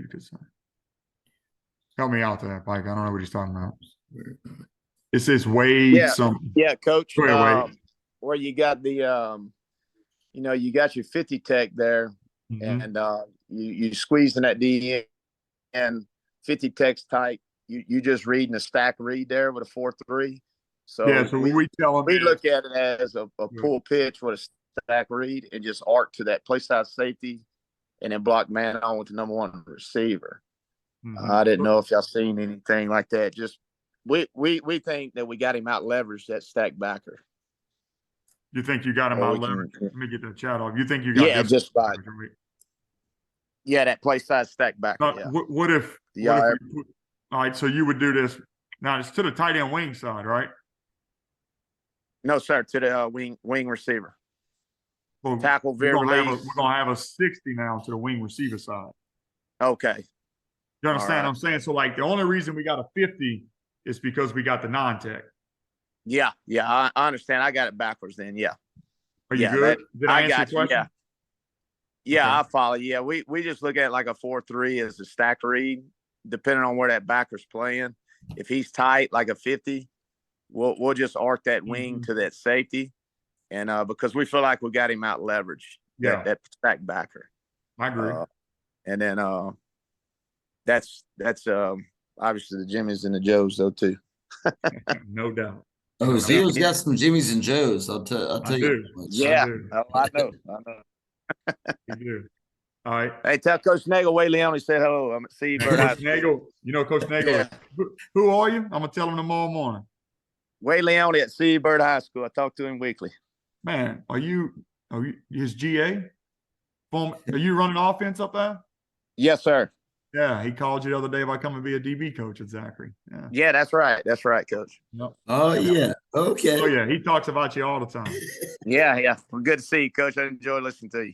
I appreciate it. All right. Yes, sir. So we're going right here. I don't know if I showed this already. Yeah, it's the same clip, but it's the drone footage, right? I kind of lost where I was. So you can see us setting the edge.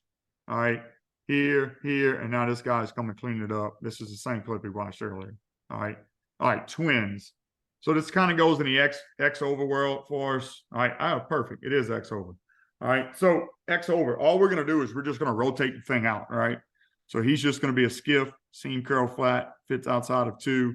All right, so now our force defender's already defined.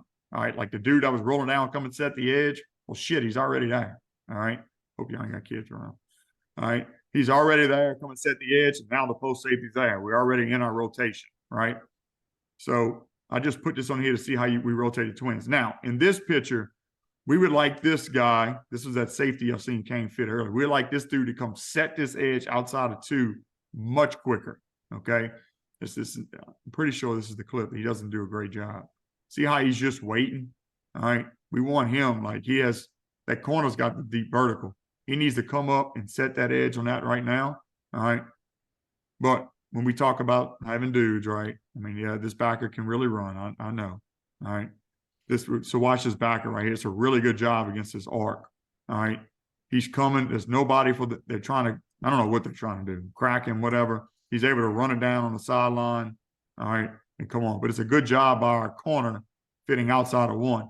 But if that damn skiff sets the edge the way he's supposed to and comes up and takes that on right now the outside backer only has to run right here.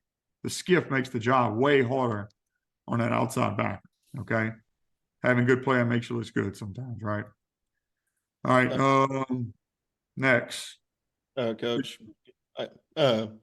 So I understand you wanting to set the edge. I got no problem with that. But I mean, it still stretches it to the sideline more east and west rather than him planting his foot and going north and south. Do you mind that, or do you want them having to cut it back into all your help that's flowing? What do you mean? Like when we rotate? So like that. He didn't set the edge very well, but he was still east and west. I mean, he stretched it out for a 2-yard gain. Is that fine with you as long as they're going sideways? Or 100, Coach. If we can make a 2-yard gain every time, I guess what I'm saying is like, Coach, we're a lot better than this team. If this kid is a burner, like I don't know if my outside backer could be able to run it down. Does that make sense? So like if we're able to, like if I'm drawing this up on the board, I tell this, it's the same clip. I'd want to set the edge here in an ideal world. That way it doesn't turn a foot race between my outside backer in this clip and that running back. Does that make sense? Yes. Does that answer your question? So yeah, am I happy with the result? Of course. But I would rather us not have to work as hard with that outside backer and be able to set that edge quicker. All right. Yes, sir. Does that answer your question? No, that makes sense. I mean, with us, I mean, when we spill and all that, we want to try and get them stretching it to the sideline. That's fine with us. Cutbacks, like cutting it back to a vertical crease, we want to take those away. So if we can stretch it, that's more of what we want to do. So it was just a question. So like in this situation right here, do y'all play any 3 deep, coach? Not very much. We try and stay away from 3 deep just because we don't trust it very much. We try and play more quarters or cover 2. Okay, so like when we do it, we tell the skiff to fit outside of number 2. So like we're gonna spill the ball all the way out to the skiff. So like the skiff should set the edge for us. If that's kind of our theory. The skiff should set the edge for us, same as that safety rolling down, and we want to send it back to all these dudes up in here is our theory of thought when we're doing it. Right. I know it's two different. One's not right, one's not wrong. It's just two different, I guess. I understand. You don't mind them stretching it. You just don't want them stretching it 40 yards across the field and give them more space to work. Yeah, and more space for it to spit and get all the way out. Like in our mind, it shouldn't get outside number 2. Right. Yes. Ideal world. Like same thing, setting that edge before that hash and not letting it go outside. Because if they run this dude off and he doesn't set the edge, then where's the edge coming from? If that makes sense. Right. I understand that. All right. So now twins right here. I think y'all called this disco motion earlier. So you can see this. The disco motion doesn't bother us when they're in twins. Why? Because like we're already rotated out. So you're going to see the disco motion. He's going to come here, come back. All right. Doesn't really bother us. Boy, you sure slowed down right there, huh? All right. Now, the same kid does a better job setting the edge on 2 right here. You're going to see 2 try to stalk him. All right. You can see the safety. Safety's running the alley. He can see his pitch. He has help over the top. All right. He's coming to set the edge outside of 2. This is more, obviously, a better play for us. All right. Getting a TFL out there and so on. All right. Okay. I thought it was a good scrape exchange for us right here. Pretty sure we get good hands on this tackle. Let's watch the C-gap player here. Same play we just seen. You can see him squeezing that tackle down hard. He's coming off. He's going to take the first threat. Let's see what the first threat is. It's dive. All right. We tell this backer to come tight off his butt. He's a little wide here. We like him tighter. All right. And he's scraping right there. And now you can see we got the dude setting the edge outside the hash. And now we got the guy running the pitch. Same concept as our rotation coverages earlier, our roll coverage, where we're already rotated out of it. Piker, am I going over? Do I need to wrap this thing up? I think I'm almost done anyway. You're a little close. Okay. Yeah, I'm done. I'll give you about 6 minutes. Oh, I don't need that long. All right. Good. Here we go. Inside linebacker drops. Just reading the shoulders, right? So you can see this guy right here reading the shoulders, getting in the window. All right, almost picking it off. We should have picked the 3 off this game. We're not very good at catching them. All right, might be my last. All right, last one, counter. All right, so this is why let's go to the drone footage right here, right? No end zone. All right, so what they're gonna do is they're gonna try to counter us here, right? I think it's a fullback counter, if I remember correctly. All right, it's a good job by our Mike being disciplined, reading his fullback here. Okay, they're gonna motion us away. Okay, so this guy's gonna come stack when the motion goes away. See, somebody asked this question later. See how he holds that? He holds it until that motion gets completely across the fullback. Now he comes in and stacks. And when they ISO us for the counter, we got one inside and one outside. All right. And that's it, Piker. That's the last clip. Sorry, I told you I wasn't going to take an hour. I went way over. See, I knew it the entire time. I knew it. The questions. I guess. Oh yeah, it was all the questions. Yeah, no doubt. Hey, coach, don't apologize. I appreciate it. Anybody got any questions for Coach Zito? You suck.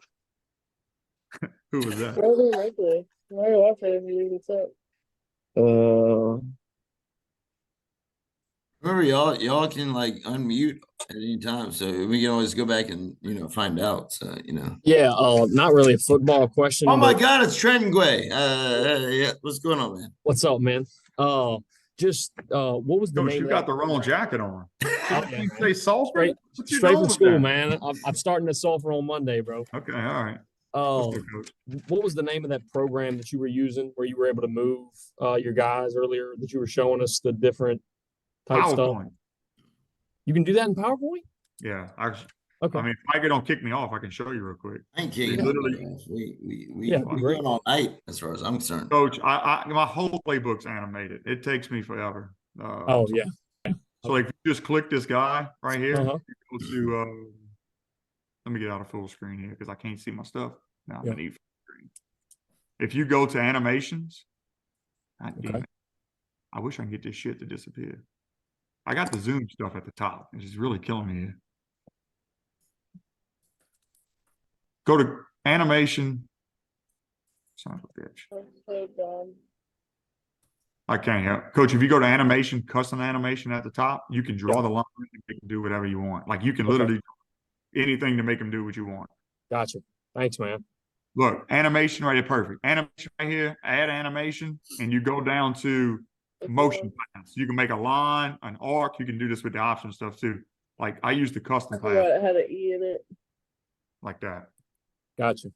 Awesome, man. Thank you. No problem. Anybody else? See, that's what we're all about, like bringing people together, connecting, things like that. Absolutely. Yeah. I'll be honest, Trent. Zito asked if y'all were playing or what, the next couple of years. So, he didn't want to be giving out all the secrets, just You talking about Zachary and Sulfur? Yeah. Damn, I mean, man. I don't think we're ready for that, right? Man, I don't think we're ready for that yet, man. be on that. Well, anybody got any other questions for Coach Zito?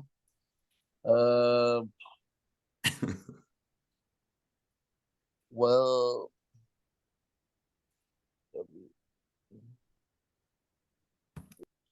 All right. If there's no other questions, Coach Zito, appreciate you. All right, no problem, Piker. Anybody else? Man, just bring that Louisiana flavor, that Louisiana tinge to this clinic. I really appreciate Hope it. they can understand that accent I had. Well, I was told right off the bat that no wonder he's from Louisiana. So I had to answer, of course. So yeah. I'm gonna ride that alligator to work in the morning. Phenomenal. Do you want to give your email out or anything? If you have, yeah, I can put it in the chat. I'll just put. I think I got a Twitter. Yeah, I got one of them Twitters. Yeah, just put my Twitter handle in the chat. You can eat. I think it's so if you want to, I think it's mzito459 at mzito459. Reach out to me. I can send you film, whatever you want. Well, guys, like hope you got something out of it. Well, like the best thing I said about Zito, like he'll reach out and ask you questions, but at the same time you can ask him questions, and it's an open exchange. And so appreciate Zito for logging on and being a part of this. And I know it's hard for a lot of guys to put their secret sauce out there, so to speak. And you Texas guys that watch Mackey, y'all know what I'm talking about, a little secret sauce. So thank you, Zito, appreciate it. And, all right. Hope you stay on board for a little bit longer. I'm going to work out at 4 a.m, so I'm getting off. Oh, my bad. I forgot. You an early riser. I forgot about this. Yes, sir. Y'all have a good one, guys.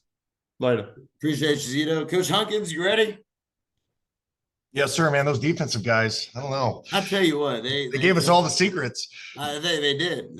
They're foolish for it. And I know it's a lively 7:30 there your time, but it is. We're out here in California. It's nice out here. It's like 75. It's not sunny anymore. I'm lying. It's raining sideways. I'm in my second story classroom and I heard the wind move today and I was like, oh crap. I thought it like the sun was setting over the beach and over the ocean. It was when Zito started talking and then he kept going. I got you. Well, guys, I want to introduce Coach Hunkins. I'll be honest, Coach Hunkins, we didn't officially meet until yesterday. But I knew the second we started talking that this was going to be a phenomenal talk. We've only exchanged between emails, but talking a little. You call it, what was it, flex raid, the Oh yeah. gun bone or gun, what do you call it? So we use a little bit of the it's the when I'll go ahead. We're a flexbone offense. I'm a California guy, so I'm outside of Sacramento, in a suburb called Roseville. And I'm at a school, and I have this in the presentation. I'm at a school that just has not had a lot of success, and they were a lot of, empty gun spread, doing a lot of kind of what everybody else was doing. And I started most of my career I played defensive line in college. I was a GA, and we had to play Cal Poly. I was at a school called Humboldt State, and it's no longer has football. They dropped it. But we played Cal Poly, San Luis Obispo, and they were a really good flexbone team. And my defensive coordinator was a guy I respected a lot. He was freaking out when we played him. And it was kind of what, Zito said, like it was assignment based, but it was still like, I have C gap, I got D gap, I have responsibilities as a force player. And that's kind of my first exposure to it. And then I kind of peeled back the layers on it. My grandfather was a coach for 30 years as a college coach, and he ran Tiger Ellison's run and shoot. And I kind of started to peel that back as I started to look into offenses and figuring out what my identity was going to be. So I had the opportunity here at Woodcreek I was a defensive coordinator, co-head coach for 4 years. And then I took over. My guy I worked with stepped down, and I took over, and we were been a flex bone. And then we started to incorporate the run and shoot, and we started to have a little more success throwing the ball than most teams give us credit for. So, we like it when we see 10-man boxes because we blow the top off coverage. So we've got some passing ideas. I don't think anything is extremely revolutionary, but we just have some concepts that we carry and some things that we do that I think put defenses in a tight spot because they're so worried about defending triple, and it gives us the opportunity to have that explosive play. So that's just a little bit about me. I love where I'm at. It's a great school. We partly run what we run because we have sawed-off shotguns. We don't have any big, tall, strong kids every year, but don't tell our kids that because they don't seem to know it. But that is what we do. So, Coach, can I get started and share my screen? And Coach, it's all yours. All right. If you guys got any questions, please ask. And I will get it back to you. I have my emails, all my contact information is going to be in these presentations. I can send them to you guys. I have no secrets unless we play you guys this year, which I don't think anybody is in here as we're playing. There's some California people, but not a whole. There are some, but I already checked the names. We're good. So I made sure I'll that send I you the wasn't list them. if you want. I appreciate it. So I'm going to start with my run and shoot stuff. If you guys are familiar or not familiar with it, I'm going to go over kind of the rules, what we do. Here's my Twitter handle or X handle. And then I have Instagram, and then there's our football ones too. So if you guys ever want to see what the hell we're doing, and it's 7:00 or 8:00 your guys' time, we're getting started out here in California. So this is my background I talked about. Here's just our stat line, right? We've had a pretty good quarterback rating. Last year we had a junior that started 5 games. He broke his collarbone. We had a COVID season. I guess you'll remember that. We played like 5 games. California, we played in the spring, which was pretty awesome. But we look at what we've done as a flexbone team where we have a 62% win percentage. And I mean, versus everything else, we've done a really good job. And it's kind of sucks as the school's been open for 30 years and they had 7 head coaches before I showed up. So just not a lot of stability. I think it gives us an identity of who we are. Talking about gaps and shades, just so we're on the same page. I know there's some people who are the 2I, 2, 3. I learned this in college. It was 0 shade, 1, 2, 3, 4, 5, 6, 7, 8, 9. That's just how I learned it out. So if you guys can talk to me, I'll translate. But that's just how, when I'm talking about a 3 technique or a 2, it's a head up guy versus a 1 technique's an inside shade. So the run and shoot principle for us, it's a complement to the run game. And I have to overemphasize this with our quarterbacks. It is run, then shoot. Sometimes I got kids that want to shoot, then run. So they want to try to throw the ball first versus run it. We want to stretch the edge. So it's a sprint out concept for us. We're always attacking the run support defenders. And again, we're there if the team we're playing, the defense that we're playing, right? And Zito kind of alluded to this a little bit. They get aggressive secondary or aggressive outside linebackers. They open themselves up to some weakness in the pass game on the perimeter. And it's not, with our offense, you guys have all run it. It's not something that the first thing comes into people's mind. And so for us, it stays with our option count and our option rules. And so we kind of identify who the pitch or the run support is. And that's the guy in our pass progression. We'll say we're high-low in the safety, or we're bind in the corner. we're a flat defender read on this particular concept. And so for us, when I talk about the run and shoot, made famous by the the old USFL, not the UFL now, that the rock spot out. But the basic rules for us on our option routes is that the guy's right, I'm going left. The guy's left, I'm going right. If he's deep, I'm going to stop short. If he's short, I'm going to run deep. And if I can beat him in the foot race, I'm leaving. Our quarterbacks, when they roll out on those option routes, if they're going left and he's right-handed, he rolls left for 6 and throws on 8. If he's going right and he's right-handed, he rolls right on 5 and throws on 7. They need a challenge to contain. So you'll see sometimes I put good and bad clips in my video stuff where I saw guys that they didn't get deep enough, they didn't get wide enough, they weren't setting up right. We're trying to make sure that outside linebacker has to either commit to stop you from getting outside, or you can take the edge and you're gone. These plays for us simulate like zone dive or zone option, or they simulate some kind of speed option. So you could kind of tie it into some play action, but for us, it's purely sprint out, and our B-back or our fullback helps set the edge. So the first one, probably the easiest one to go over, is the go concept. And go is go is go. So for us, what we started is in base. Our quarterback, we're showing it rolling right. We'll motion a guy across, and then he's reading this. I kind of try to color coordinate the routes. So he's reading the depth of the safety. So for his run and shoot rolls is, if this guy is deep, I'm going to stop short. If this guy's short, I'm going to run deep. The outside receiver is going to stretch the corner, so he's going to run the outside vertical. This is the guy we're trying to put in the bind. He's either going to fly to the arrow, which opens up the sit down route behind him, which is that short route, the stop, or he's going to drop into coverage, and that gives the quarterback green grass just to take off. So there's 2 routes that we're trying to run here. It's the arrow, or it's the we call the seam read, the vertical or the sit down. The backside receiver has a post or a dig dependent on the safety. That's why he's highlighted. So if we've got like a quarter or a 2-shell safety, he's going to run a 10-yard dig underneath it. If we had a single high safety, which I have on the next slide, he'll bump over the top, and that's kind of the home run shot. Like if we can get them to start biting, and again, this is maybe not the first call, but as the quarterback rolls out, we'll say, hey, throw the backside post, and which is pretty common in like our play action stuff. So we'll see this attack on the safety and this outside linebacker. If he stays, inside, we're going to throw the arrow real quick. If he decides to expand to the arrow, the quarterback's going to roll. I've got the sit down or the vertical over the top. And if everybody's covered, the quarterback just takes off. And so this is just out of one look. Here it is out of everything else, just various formations. And I've tried to put different coverages. So cover 1, cover 2, cover 3, and cover 4. Honestly, guys, for what we get, we don't get a whole lot of the stuff on the right-hand side of the screen, 2 or 4. We get a lot of cover 3, and we get a lot of like man or man free. And so we're really picking on this outside linebacker more than we're picking on a corner or a safety or something along those lines. But that's just what we get. 7-on-7, we get a lot of stuff on the right? We get cover 2, Tampa 2s. We get a lot of funky stuff in 7-on-7s, but we work this stuff pretty regularly. And so go is the first one we teach from this run and shoot concept. And really, again, to go back to the rules, if this safety, so I've got my cursor on the strong safety here in 0 man. If he's deep, I'm going to stop short. I'm going to sit down underneath that. That guy's just going to run a 10-yard stop. This outside, if I'm running the outside route and this guy wants to attack the quarterback as we're rolling to the right, and then that arrow is going to be open right now. Okay. So again, we're trying to pick on the outside, the flat defender, and we're having an option route on the safety over the top. And so I'm going to get some film here. You guys tell me if you're having issues with the film, because I try not to. All right, here we go. So here is moving you guys around because it's kind of tough to see. Let's go to go. All right. So here's go. Go is go. So we're going to run it to the right. This is from this year. So what we're going to get, and I saw it in the highlight there at the start, right?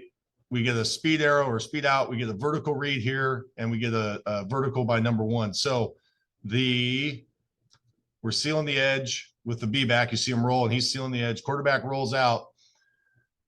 The outside linebacker, number 2, doesn't have leverage on him. So the quarterback goes, okay, I'm going to tuck it and run. This is the first one. I don't like how his eyes are downfield in terms of where he's trying to throw the ball, but right there where you see him tuck it, he should run the ball, and he's running the wrong way. So I put good and bad in here. He should continue on his path on the outside. We'll see this from the back. And I do have a slide with the protections on it too, so you guys can see it. But in our protection, what we're doing is like a hinge protection. So we're trying to step and seal, step into the gap, crush it back, step into the gap, crush it back. And then this guy is taking B gap. Oops, sorry.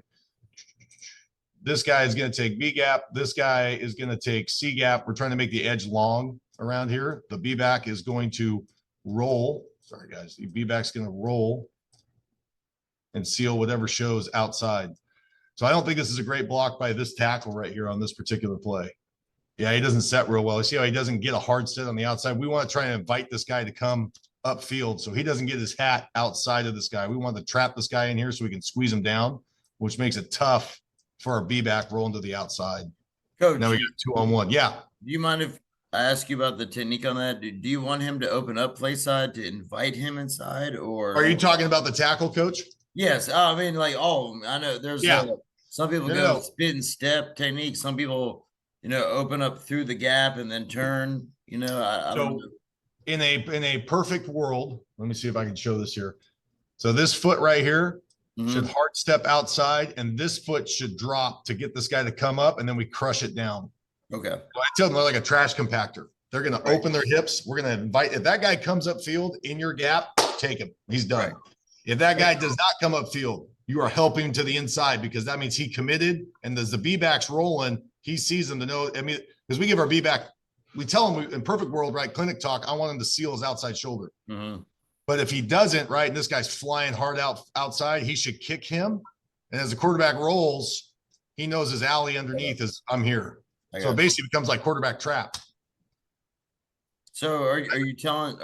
Is it the same teaching for all the linemen? Like, do you want them to step across the gap or just on all linemen? We are doing so. The same technique is taught all the way across on the play side. So all here, they're all going to step into their outside gap and they're going to crush everything back. We're going to step outside gap, crush everything invite back. them back inside? Yes, we want them to come in. And then this guy right here, what we're trying to do is almost, like I said, make a door hinge. So if this is the line of scrimmage, we want this backside to the left tackle to retreat. We want this guy to retreat, but they're protecting this gap and he's protecting this gap as they come back into the protection. So the center has this A gap. This guard has this B gap. This tackle is protecting the long edge. The guard on this side is protecting A gap. The tackle on this side is protecting B gap. And then the B back's going to seal to the edge. And we just don't get a good block on here on this one. I mean, everything else collapses down. This kid's a sophomore. I think it's his second game. But at least he doesn't, oh, okay, I got to go find somebody. Hey, coach, I'm going to be honest. O-line coach, like being like real exclusive about it. If that tackle steps play side and that end wants to stay outside, are you telling him to keep working outside on that guy, or if that guy wants to stay hard on his outside shoulder, like shoot, I'm trying to get back to the play, coach. I'm sorry, I don't. No, it's fine. I love the question. Good. Stuff, but, No, I am a defensive lineman by trade, so I had to learn the enemy's techniques. But if he's staying hard, like let's say 59 right here, the right tackle, right, had stepped hard to that outside, and that guy was on him. He's going to stay on him and just keep working. Okay. And again, that's in clinic talk. I want to step, invite him up and crush him down. But if I step and that guy stays heavy on my shoulder, I'll just lock up on him because there's nobody coming through the gap. And honestly, if this guy decided to come through the gap right here, we should be sprinting out past him. But again, who has the chalk last. Okay. Gotcha. So same thing, different game, using motion. I really like using motion. I don't think that, it's probably one of the nicest things I like. In a lot of the run and shoot concepts like you see in Hawaii and Washington State, they line up in it, they run it. I think motion can cause issues. So he does a better job here. Watch 59. You see him? How he hard sets, that guy goes inside. Right. That's better work. To the flat. Here we go. So here's the route. We'll see it again, bigger picture. 6 gets kind of jacked up here. These guys won the conference this year. They were a very good, very fast football team. But to the flat, gets rerouted. Quarterback sees that guy come up. We got leverage. We win. Now let's see what number 2 did. You see it right there. Watch number 7. So 7's route. He's going to be reading this cat right here. If he's deep, by the time he hits linebacker level, he's going to run a stop. He is going to stop. Yes, coach, I saw the question. We're telling them to run first. So as they run out, they're checking this outside linebacker. If they don't have, if this guy is in his face, so like he is on this play, the arrow should be there right now. which he's coming up.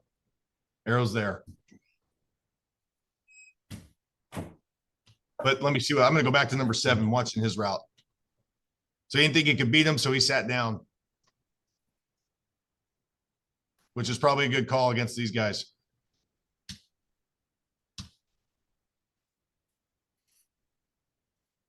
Oh, this is an example of how not to line up. So this cat should be out here.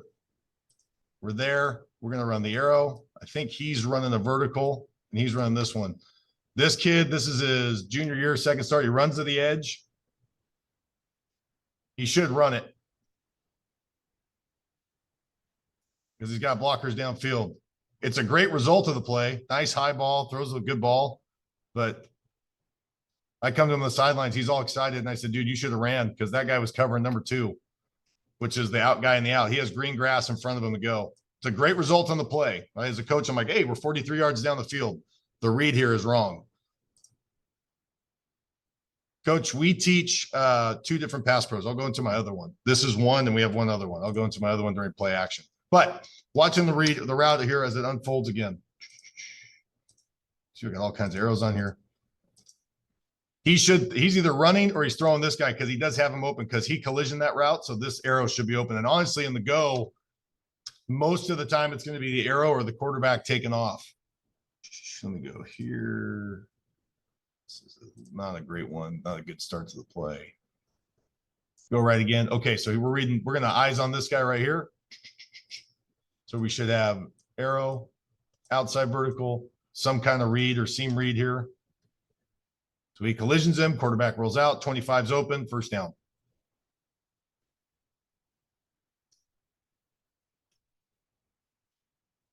We'll see the back line on blocking. Sorry, it's blurry. It was filmed underwater.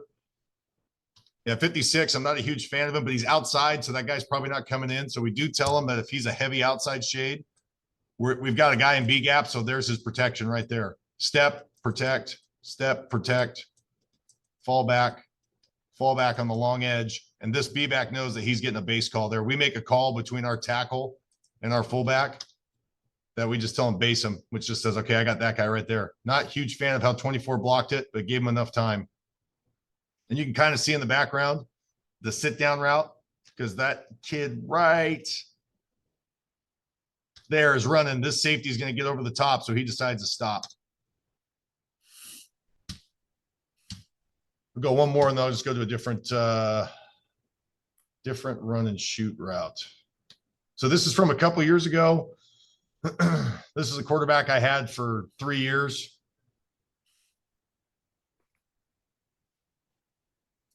We told him on this one, it was just a mismatch with number 85. He was a volleyball player that could jump. They made that call really easy, but same route. The guy's over the top, so 22 runs the stop. 3's got the out. 85 had a mismatch. Really nice to throw. I mean, when you got kids like that, 85 was a really good receiver for us. He caught over 1,000 reception, 1,000 yards receiving this year. He was a good receiver. I'm just surprised y'all have boys volleyball. That's awesome.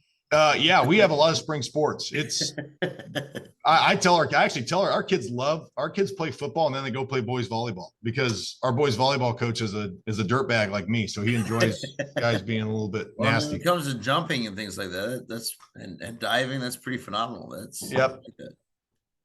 This is here, rolls out again, sets up, throws it. Don't like his pass, right? It floats.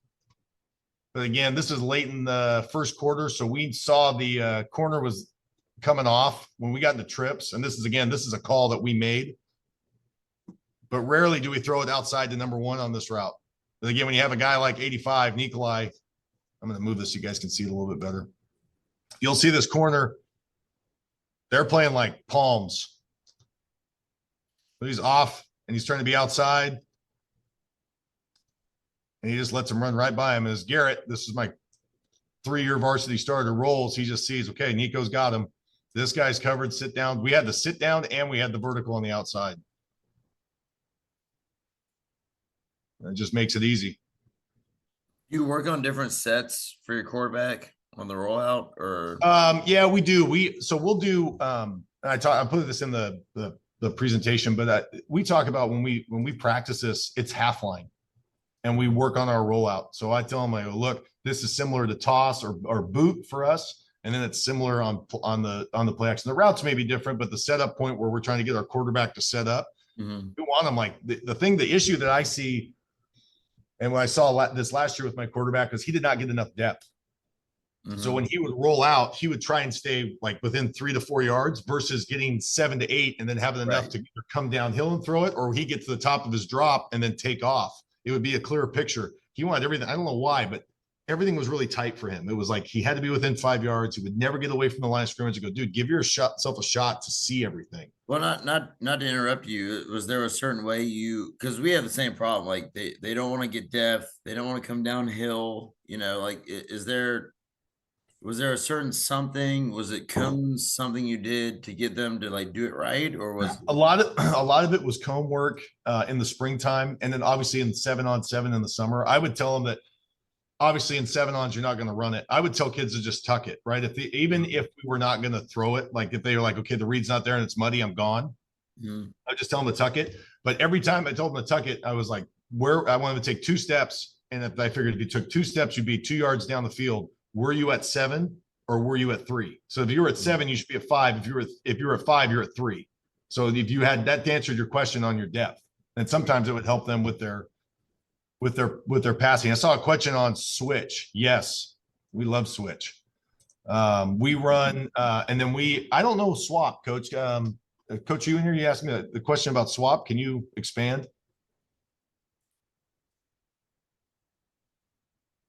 Coach Chavez, switch or swap? We run switch. Can you hear me? I can hear you now. All right. Some people call 1 and 2 switch. Some people call swap 2 and 3 swapping.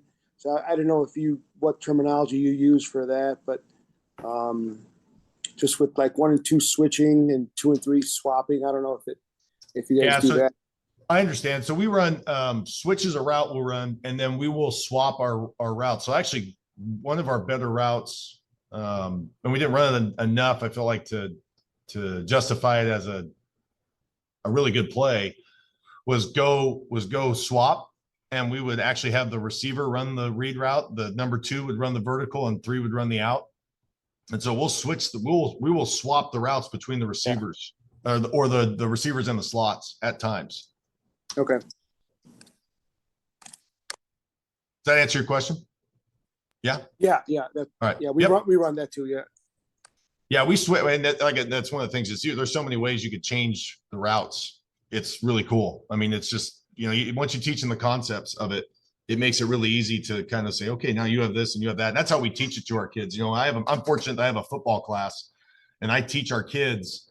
We're doing inside veer and zone dive install this week. We did formations the week before. And when we teach the routes, we teach them to the slots and the receivers so they know what they're supposed to run and how they're supposed to run it.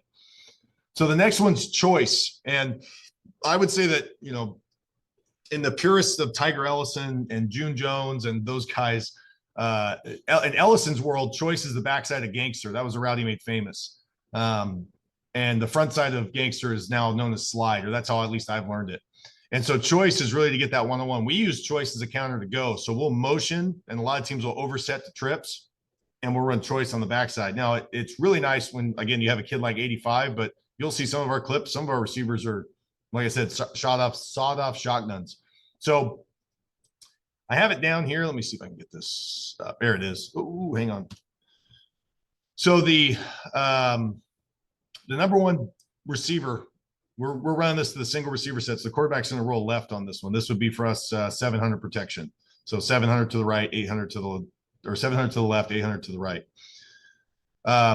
One choice, the single receiver has a choice on the route, and they just have to communicate pre-snap. We don't do it in the purest sense of like what Ellison did, was like the receiver decides on 7 what he's going to do, because again, it took a lot of time. So we check pre-snap what the leverage is of the corner and what the leverage is of the safety. So if we have and I have it broken up on the next slide just by routes, but the number 3 slot coming around has the drive, so he's underneath.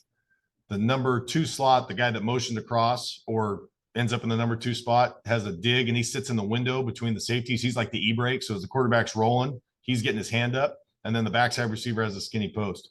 And so the routes they can run on this are a fade, a post, a dig, a hitch, or an out, and it's all dependent on what the corner does first, and then what you're getting from your safety second. So in zero or man, he's even, I'm leaving. Okay, he's right, I'm going to go left. So that's the out or the vertical. In cover 3, he's off, so he's back. I'm going to be up. Okay, and if he's outside, I'm going to be inside. So we have the hitch or the out.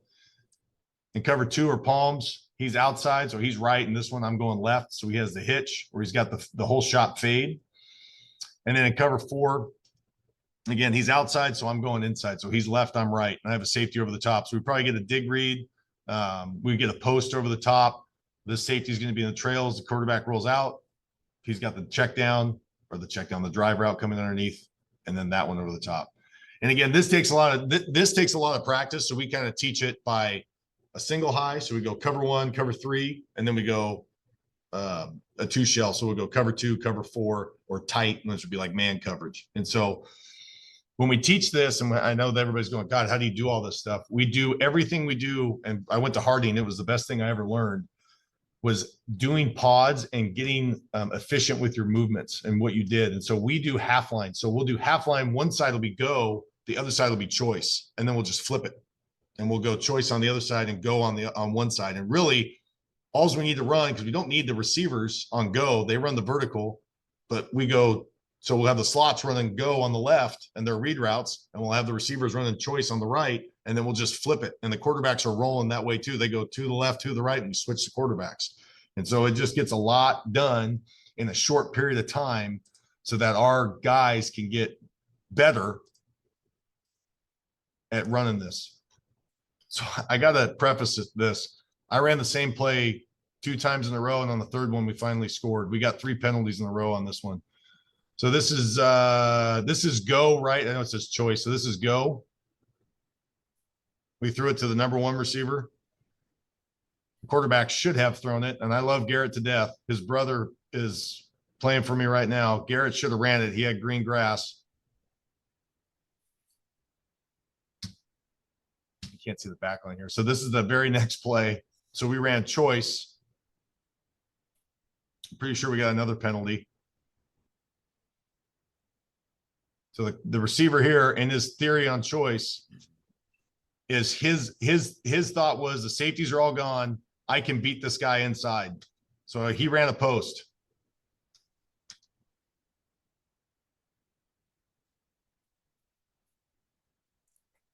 And scored. Play, right? What's that? Players play, right, coach? Players play. Oh yeah. The kid. So here's a crappy thing. Garrett threw 3 passes. One was a 68-yard touchdown. One was a 72-yard touchdown, and finally got credit for it on the 82-yard touchdown. So I'm pretty sure Garrett did this on purpose, but there were 3 penalties in a row. So we decided, okay, we went choice, we went go, we went choice. Now we're going to go back to go. And I swear to God, we never throw it to the backside, but we do it here. So we motion. So we should get a sit down, a vertical, and the arrow. We're going to roll left. This guy's running the post. He's never going to cross the hash. Rolls out. And of course, post. And he throws the post, and he grabs it, and he scores. So that kid in 2 plays ran 150 yards for 2 touchdowns. We only got credit for 1. That's why you do conditioning in the offseason, right? Yeah, that was conditioning for sure. And the thing is the kid did a great job of they ran the routes and they ran them well. But again, it helps when you have a guy there. So we ran. There's choice left, rolling out. Quarterback has the check down again. This kid's a junior. It's like his 2nd game starting, and he had only started he only played 5 games in the previous 2 years. Broke his collarbone, had a concussion during the COVID year. Rolled out. He's coming downhill. He's got to either tuck it and run, or he should be throwing it right now. And the problem is 25 is a sophomore too. So I feel bad because these are 2 young kids, but 25 should be coming across the formation. They got to learn, Yep. And then 1, who's a receiver. Okay. He decides I'm going to run the vertical. I have no idea why. So this is 85's brother, and love him to death, but he's not the same cat. He should be running a stop at this point. Pre-snap, that guy's running cover 3. I should be running that hitch to stop or the out. But again, that's kind of the nuance of the run and shoot is you're going to be wrong sometimes. You got to have a check down with it. Good seal to the edge. We make something out of nothing. Kids got to come across. Here's choice again. So again, we're running the choice right here. We've got cover 4, so it should be a either a dig or the post. And he throws a check down. Number 2. This is against. This was last year. This was against not this last year. 22. These guys were the number 1 seed. They're a really good football team, and we beat them. So this was a big one for us. Coach, can I ask you real quick? Yeah. Like in your passing game and things like that, I know a lot of run and shoot concepts and, kind of marrying it up with the flexible stuff. Are you teaching them concepts, whereas it doesn't matter what formation you're in? They know what area they're going to or what like concept they are, or because so a couple of slides ago you showed I think the same concept from different formations. Yeah. And I guess they know where to go. Is it based on concept or, it's rules, but really it's rules. So we try to teach them as, play side 1, backside 2. This would be play side 2 because he'd motion across. But as they end up in the receiver positions, backside 1, backside 2, backside 3, we teach them the routes. Okay. And then play side 1. So no matter how we teach it, like I talked about, when we teach our passing concepts, we teach kids play side 1, play side 2. And that's, or if there is a 3, right? Like we get in trips, we get in 3. Right. We'll show them, okay, number 3 is this. And usually for us, right, in our number 3 is usually a swing, but sometimes he's a motion guy out of it. So right. These are probably 1, 2, and 3 for us is go, choice. And then we added one called vanilla. And I don't know where the hell I got this from. It wasn't from any of the Ellison books, but I was looking up some stuff on the run and shoot. And I was talking to a coach and he said, hey, why don't you run? So really the vanilla route was curl, and then a wheel by number 2. And we kind of started playing with it.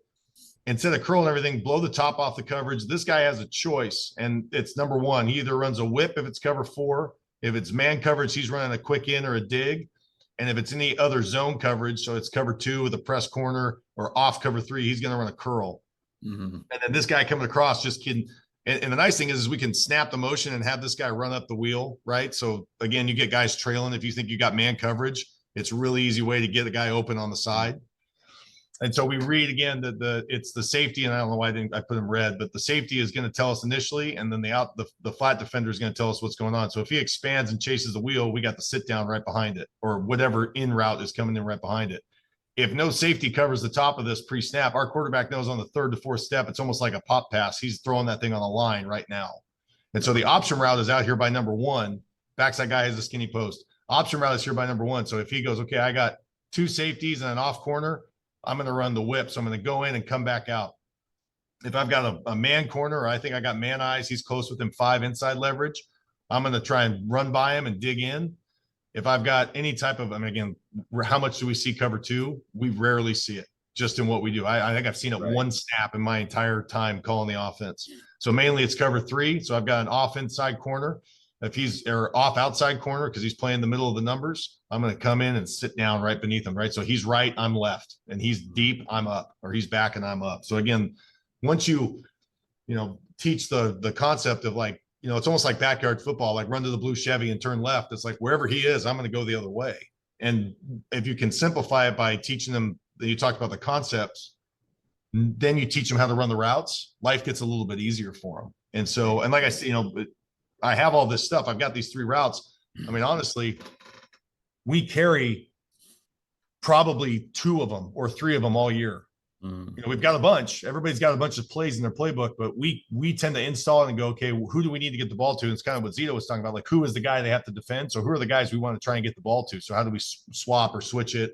What Coach Chavez was talking about. So this is just another example of it, right? This is the vanilla route. So he's got cover 2. He's going to run a curl, the wheel, vertical over the top, skinny post. 0 man, he's going to run the dig.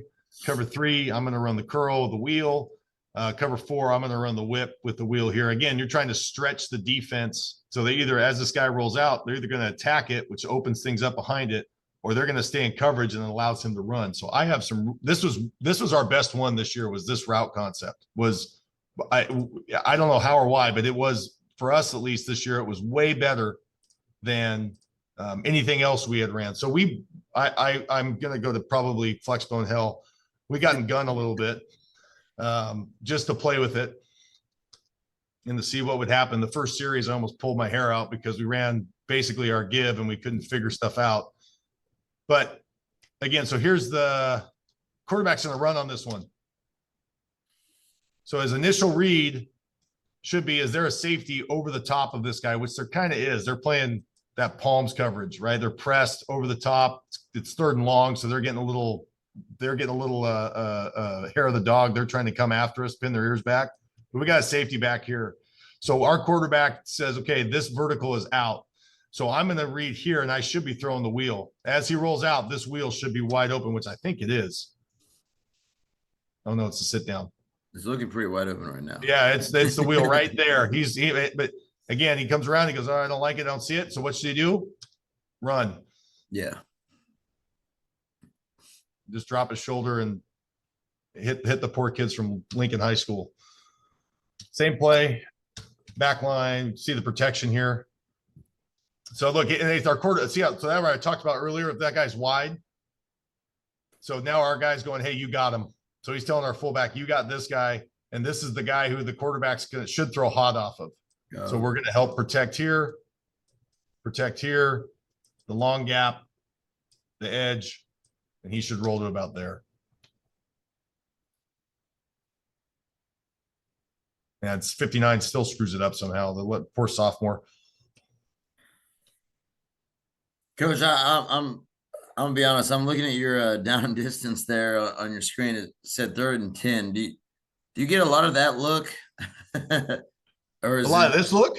Yeah, like on defense. Like, is that Coach? We get a lot of weird ass looks on defense. we are one of 5 teams that run the Flexbone in our section. And I talked about that last night. There's not, when teams get, when they play us, right, or they play somebody like us, right, we tend to get some we tend to have a pretty good idea. Now, we had never shown gun. We played this whole game as gun. We didn't do anything. We never got under center in this game. We played the whole game as gun. Okay. But the first snap, they came out and they were in a bear. And as soon as we came out in gun, they widened out. And so 3rd and 10, yeah. Okay. We had the box was pretty light. Well, that answered a lot of questions. I'm like, in that situation, I mean, I know a lot of people don't carry like midline or stuff, just run midline to the wide ass. We did. We actually did. We scored twice on it. There we go. Yeah. See, that's the same thought process. I was trying to. Here's the thing. We had such a what is that first quarter? So we're in this is that first series I talked about where I was pulling my hair out. Right. So we had to get the first down here because this team, honest to God, this team was, they weren't very good. Right. And so we were taking a shot, doing something that we hadn't normally done. And so we did this. And then once we got that first down, we ran, I think we ran zone. We basically ran zone dive. And the next play we ran mid triple from gun, which was a little bit hairy because I was like, oh man, I don't know how it's going to hit. And it was gone. And so I was like, all right, we're good. Right. So here we run the same route, run it the other way. So now this safety this is later in the game. We got the wheel, we got the whip. This safety has adjusted over. They have loaded the box because we are running the ball better. And now there is no safety over the top of this guy. This is the first play of the second half. And I told my this is my starting group. I go, you guys got one series. If we score, you're out.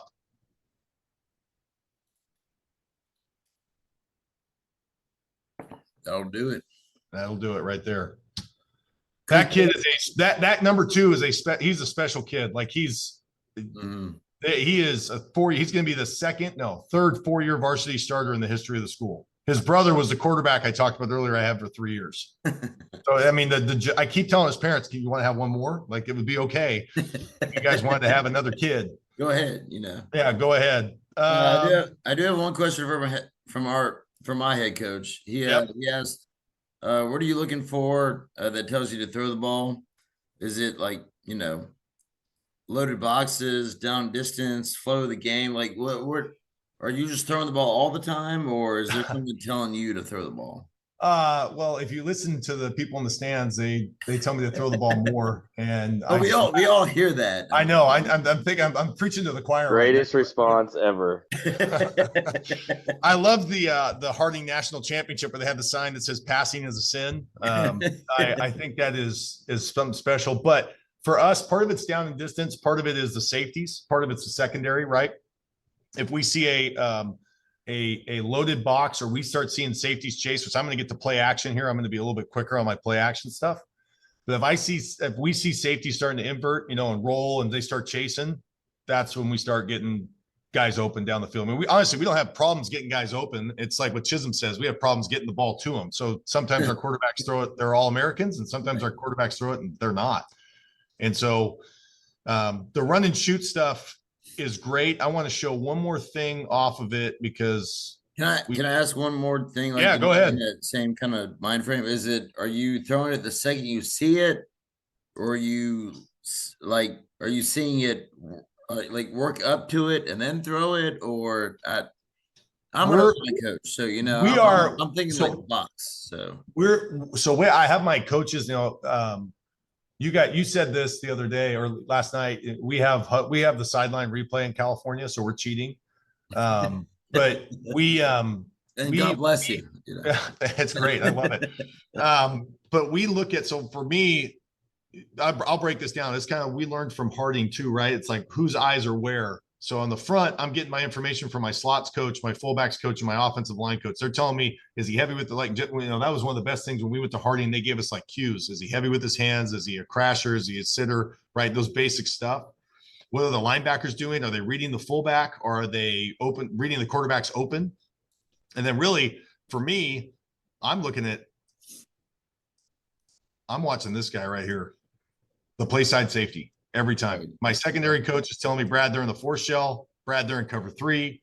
Brad, they're in man. So for me, when the first play of the game, I hear that usually we're running zone dive. I hear that. And for me as a play caller, you carry stuff with you, right? I'm going to go 4 verts against cover 3. I'm going to run the wheel, the sluggo and wheel on a cover 4, cover 2. But that also helps me in man. How can I get them in a position where they're going to get lost with whatever it is, maybe emotion or like some kind of counter action where I get a guy going one way and we're going to run vertical back the other way, or boot or toss or something along those lines. And that's where my eyes go, is how can I attack these guys back here? How can I attack the secondary to make them go, your coach told you that you're a pitch, I hate to say this, you're a pitch player, you're the alley defender, but you're running up on the alley and that guy's running by you, you got problems because you can't be in 2 places at one time. And so for me, that's how I think as a play caller. It's not, sometimes it's down in distance, right? 3rd and 20. It's like, all right, what are we going to do? But I've gotten better at it with my coach's help of throwing on 2nd and short, which I know, I guess probably blasphemy. I should just run zone dive, but I do more of it because it loosens the box, which allows us to run more. And so we are heavily a run team. We run a lot. Probably, I would say out of all of our snaps, it's 75-25 run to pass. And on those pass plays, I'd say if we threw it 10 times, we complete 7 of them, but we complete 7 for like 140 yards. Mm-hmm. And it's a variation, right? I mean, sometimes, like I said, we don't need to carry a lot. I've got, it's like, I think pass plays are like blitzes for defensive guys. We have a lot, but we don't use them all. We just don't use them all the time. Right. And so, yeah, 3 things can happen. 2 of them are bad. Your number 3 wide receiver is always a wide receiver stance. If so, does that affect the pitch coming around? No, he's not. Our number 3 is usually in a slot stance. So with number 3 here, we go 1, 2, 3. He'll always line up in a slot stance. This kid right here was not great at it in this particular year, but most of our slots were pretty good at lining up, hands on knees or in that, what I call that power position. So I wanted to show this if there were any defensive children watching it. But everybody's like, well, you're getting trips, you throw it. Well, not always.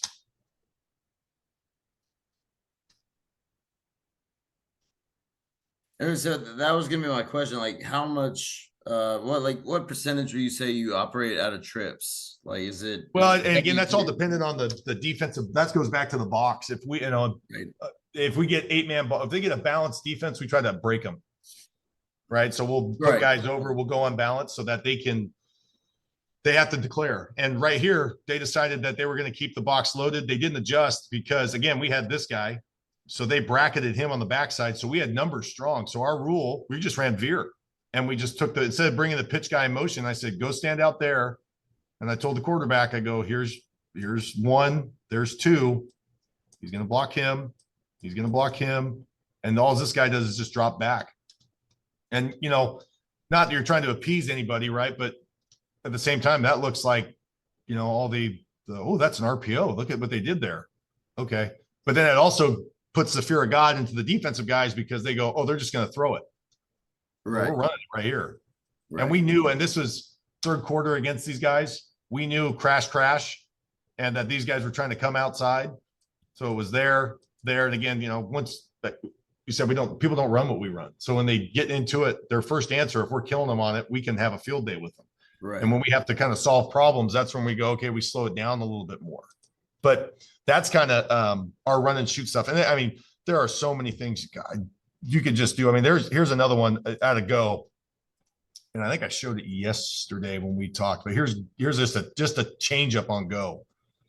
So motion across. Normally, there's so many arrows on here. Let me clear everything. Clear all this stuff. Clear. Okay. Actually, you know what I'll do? This. Get rid of the annotations. Okay. So we motion the guy across. This is our second series. Motion the guy across. He goes 1-2 out, and then he brings it back inside. Quarterback rolls, throws it, touchdown. Now we'll see it from the back line. You'll see it better. So we had shown a lot in trips. So they have their dude. Let me go right here. Show my annotations. They have their guy right here. He's playing the flat. We're going to set this guy. B-back's going to seal this dude. There's the safety read for him on the seam. So instead of sending this guy to be covered by the guy in the flat, we call this hide. So it goes out for 2 steps. This guy will go out for 2 steps, and then he gets to the hash. You see a bunch of it there. He goes a little too far. The quarterback does a half roll. So I told Garrett and this kid, I said, don't roll as far on this play. We talked about it. And this is, I think, our second series. And what that did later in the game is now this safety who had been told the entire week, go cover number 2. And he was a pretty good football player. Now he's staying right here. And that gives us an alley. And we started running B-back toss because we had the edge. So again, it's how do you lighten the box? How do you move those guys around? I mean, you can all sit here and I could sit here and tell you how amazing it is, but at the same time, it makes our life easier by having the ability to run it and then giving them the option routes, because this guy is just covering the deep third. Well, it doesn't do us any good to run that guy off in the coverage. So when we have that go route where you can sit down on it, it gives the option to get the ball out, and then you have a guy in space. And that's what I like about the run and shoot stuff is that it, to a defensive guy, it looks different. Each route could be different, even though you're running the same thing. And again, how do you teach it? You teach it in half line. And so that's the kind of the run and shoot. I have all this stuff. I've got a bunch of that. We have, slide and snag, which I think I saw Coach Starin on here. I stole snag from him. I watched one of his videos and I stole snag from him. But switch, they're just ways to run option routes without getting into 3x3 or 3x1. And then here's our protection. I'll show this to you guys. I kind of drew it on there. But here's our protection. Come on, computer. There it is. So reach and protect the gap. And I highlighted the guy in blue as that's usually the fullback's responsibility. So in this one, protect, can't see it there, but protect the edge. I did the best I could with my squiggly lines, my John Madden lines, but it is what it is. So does anybody have any questions on any other questions on the run and shoot stuff? I know I kind of went through that super fast. I'm trying to respect everybody's time because I know you guys are 2 hours ahead out there, and I don't know what time people in Texas go to sleep. But if you guys don't have any questions, I'll go quick into our play action stuff and just some ideas that I have. And it's just another way to get more information. And I will, like I said, as long as we're not playing you, I will share everything with you. Okay, I'm going to go to this the just our play action stuff, and I'll be quick through this. I set the meeting at 2.5 hours. So if it cuts off at 10:30, text you earlier. If it cuts off, if you want to come back and talk a little play action, by all means. I don't know if it's going to cut off. This is my first rodeo with the Zoom. You guys stop letting those defensive guys come in here because they're taking our stuff. So real quick, you heard him last night. He said he didn't think he'd take the whole time. Yeah, I know. I heard that. I was like, all right, we're good. My staff was sitting in here. They all left me. I'm all by myself. Well, I'll be more than happy to give you some more time. So no, it's good, Coach. I'll be quick with this stuff. So again, play action. Put the secondary guys in conflict. I read a book. I don't know if any of you guys else probably have read it. Dub Maddox, What is Open? So we find those tubes right where we're at. Play side pitch player, we call him number 3. Lots of ways to add wrinkles, right? Toss and jet sweep is a really good way to run play action off of it. And we try to attack on early downs. Here's our protection, our base protection in our veer scheme, right? So we slide left. This is the other pass protection somebody asked about. We just slide to the gap left. So if we're going action right, we'll slide left. If we're going action left, we'll slide gap right. So we just go one gap to the inside right. And it's a hard set, get their hands on them. Obviously, we're not trying to gain ground, but we'll go so if we're showing here on this 4-3 and we're showing veer action to the right, we're going to slide left. The fullback's going to pick up the guy on the edge. The tackle will take B. The guard will take A. The center will take backside A. The backside guard takes backside B. The backside tackle takes backside C.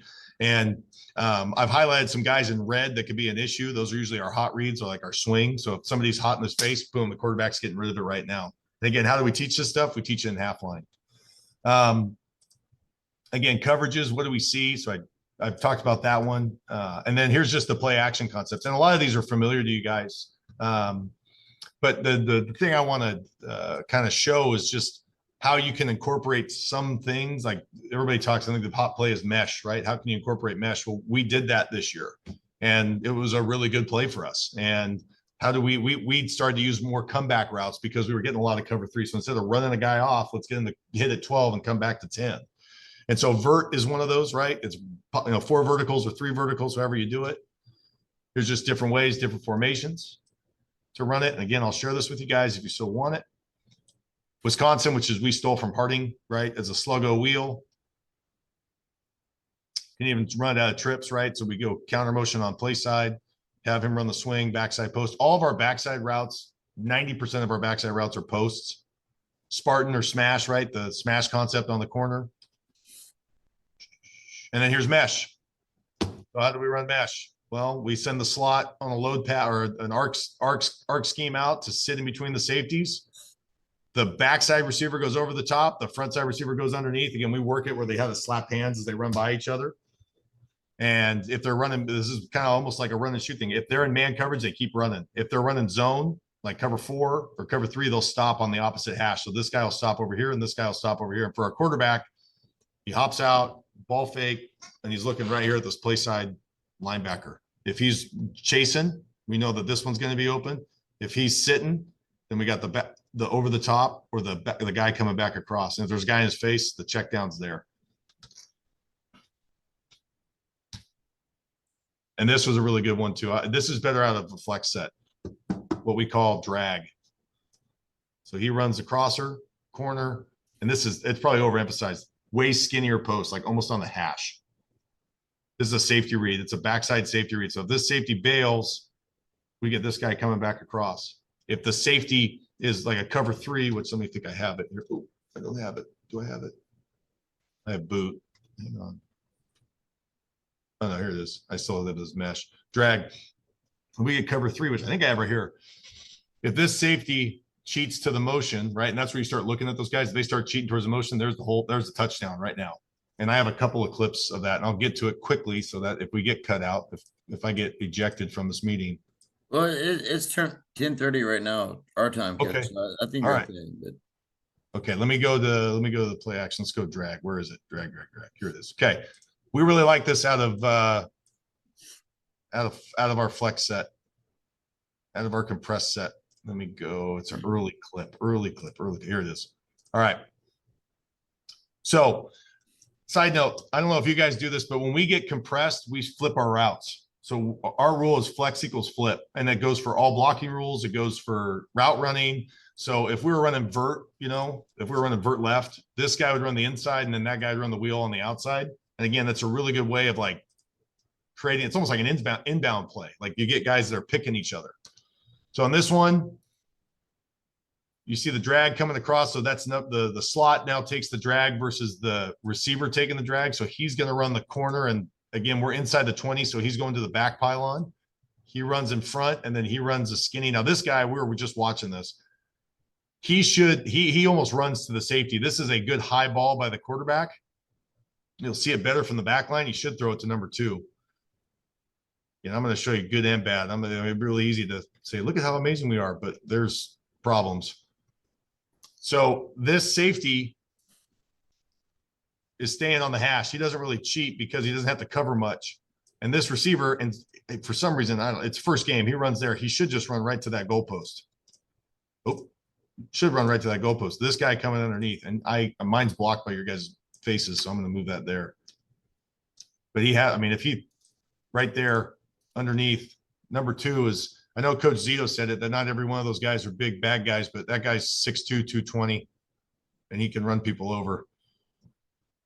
We'd rather get the ball to number 2, but high ball throws it there. We ran this one a lot in this game.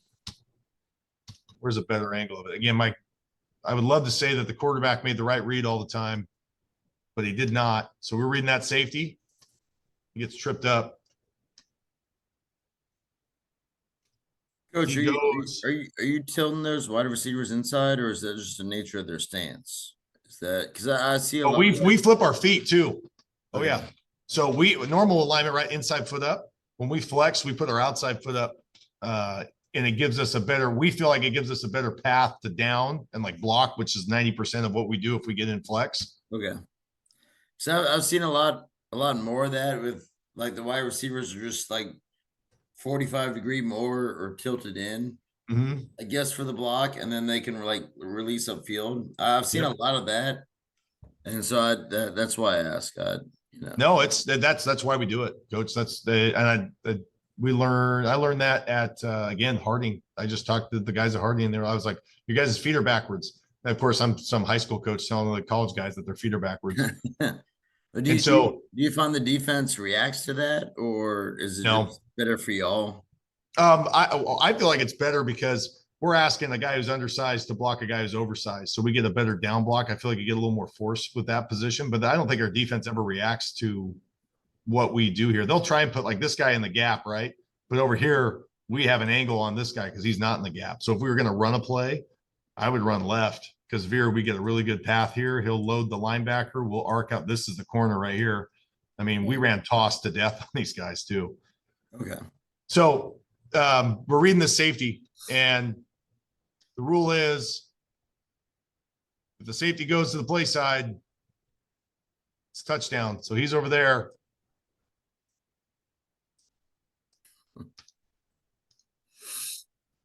Number 10's pissed. But that's where the route's got to be again. And you get this because their eyes are in the backfield. He's looking and trying to cheat where things are. And this route, it's open. Again, it's a great result. But at the same time, I'm telling that quarterback, he comes over and I'm going, that was wrong. I go, this guy, Joey, should have had a touchdown pass right there. So that's just drag. And we think drag it's really good out of flex. It's not as good out of spread, like a base set, but it's really good out of flex. Let me see here. So there was that one. I have a couple others. Let me get my presentation up. And it's 10:35 our time, Coach. So take your time because I don't think it's cutting you off. I will be most of these, like I said, most of my play action stuff isn't. I don't think it's super groundbreaking. I think it's pretty. I think a lot of guys run it. I don't think that there's anything that is super unique about it. But one thing that we had a lot of success with running was this kind of like double verts.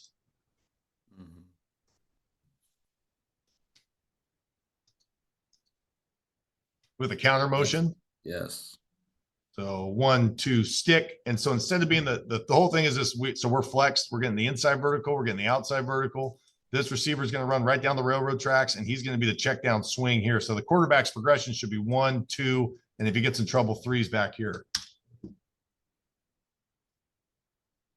It's almost kind of like a jump pass, right? He throws it off his back foot, which is one of the only times we ever liked him to throw it off his back foot.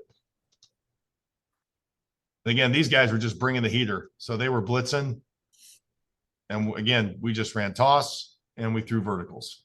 And it's just an example of, using their rules against them. This is the third quarter. We're up, I think, 24-3. And again, they were biting on motion. I mean, they set their safety. Here's their corner. Here's their safety. Here's their other corner. They have no safety. Are you just setting your protection to where you would run it like to the open? Yeah. So the protection for us, like we would call this would be, so this would be 300 double vert. So we're running it to the right. And the double tells this receiver he's going to go counter motion. Mm-hmm. Or I'm sorry, that slot. And the line will slide left, and we protect here. Gotcha. Right. So they almost they double gap it. Again, 59, sophomore, love him to death. He will be a really good football player for us. Same play, same result. And that's just we ran this again, this was another one that drag route was really good, but let me see if I can find it here. Fourth quarter, is it this one? Nope, same game. Hang on. Our quarterback actually showed he had legs on this one. Hang on. I've never seen this kid run this fast in his life, ever. But when it happens when you play crosstown tech. So number 7 doesn't do a real good job on the wheel. The wheel is open. He should throw the wheel right now because that inside vertical is taken. Right. What I liked about this, watch number 6. He's like, I'm open. Nope, he's running. I'll block this guy. Wow. And it was the downfield, just the downfield blocking of that play. It was like, that's our receivers, we want them to get a ball, but they don't get off real well sometimes. And our quarterback just goes, okay, I got that. I told him, I was like, hey, you should have thrown the wheel. I said, I'm happy with what you did with your legs, but. Do you teach your quarterback anything on that, or do you just let him? On this one, we just teach it would be inside out. It was just we're binding because we're running basically 4 verts. Mm-hmm. And this is kind of a delayed 4th vert. We really want to see what this guy does. So I tell him that the middle of the field's closed, right? So cover 3 or cover 1. Mm-hmm. If he goes that way, we're throwing this one. If he goes, if he's dead center and he just keeps backing up, he can't cover both of them, right? So one of them's open. Might not be a touchdown, but it's going to be a 10 to 15 yard carry. If we see the corner firing, we'll just tell them, hey, it's a corner read on this one. So if they're sending this guy to come up on like toss, which we had some teams do, we just get outside the wheel. So he would basically go, his first read would be 1 and then 2, because nobody's going to be out there. Like if that corner fires, nobody's over the top. And he's gone. But they just expand, right? And they did this pretty much the whole game. So we were able to run because they expanded, we ran veer, we ran zone dive. They were trying to move against us. I don't know if you can see it in this. They don't move, but they got cute with how they did stuff, and it wasn't really cute because we scored a lot against them. Well, I saw y'all try to throw that on 1st and 10. So yeah, take advantage of it. Yeah, I got you. We did. This is a playoff game. Same thing. Quarterback again, corner fires, right? Touchdown. Oh, again, 1st and 10. Boom. 1, 2, 3, 4. Now. I like that because again, like what Zito talked about with the cloud, coverage and all that. That's good stuff.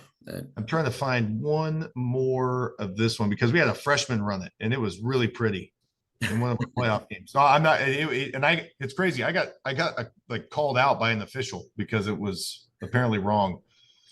Let Let me see if I can find it here. You know what? Let me do this real quick. Let me pause that. Let me go here to our playoff game last year. Because this is a freshman in his first game against, I mean, we're winning pretty bad in this game. Not bad. We were up pretty big. So everybody got to play.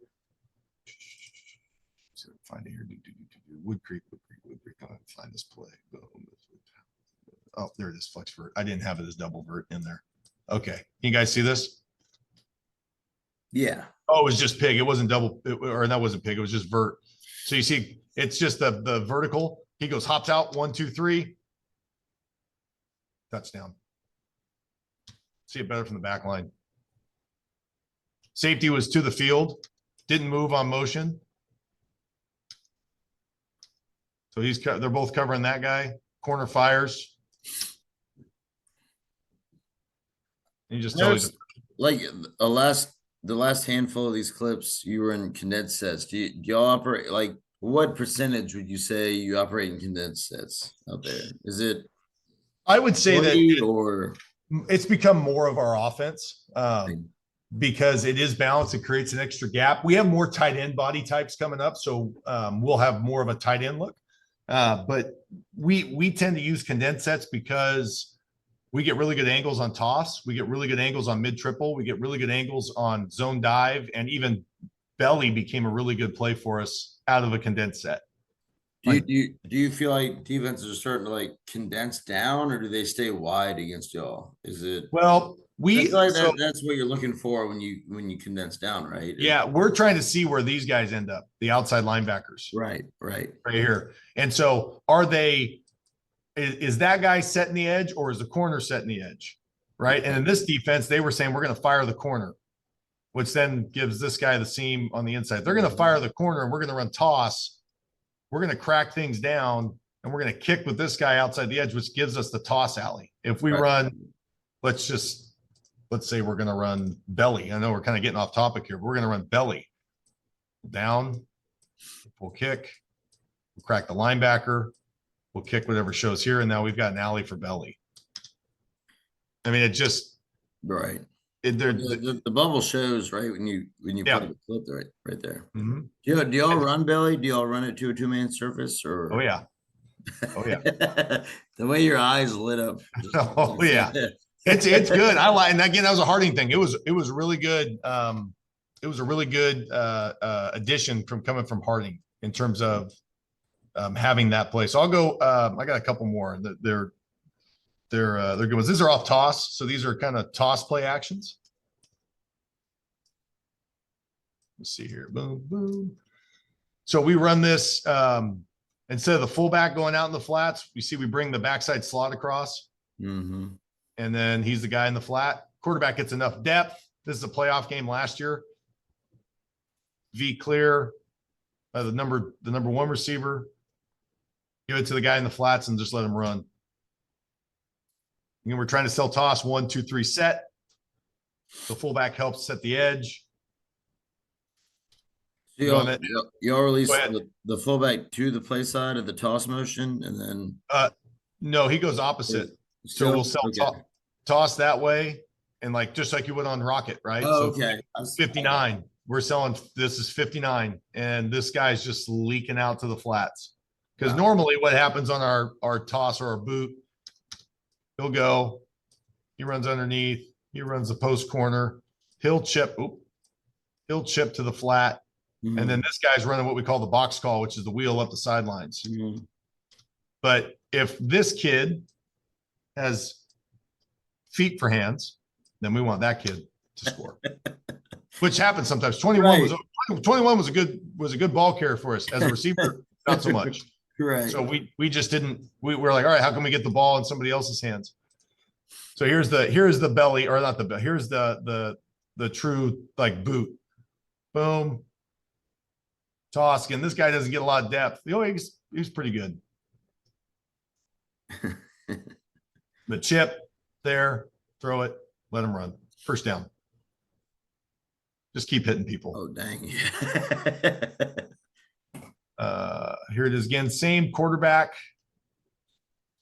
Sell toss. Chip. He does just enough. He doesn't get enough depth here. You can kind of see the difference. He's only like 3 yards versus the play before. He was right here. He was super, like he was at 6 or 7. He kind of gets in a hurry right here. He gets the ball off, but he gets more in a hurry. And part of that is because the fullback leaks deeper. And that's just how this is how that play unfolded. But yeah. And then my favorite ones are these ones. So if you have play action, and if you run toss enough, do this.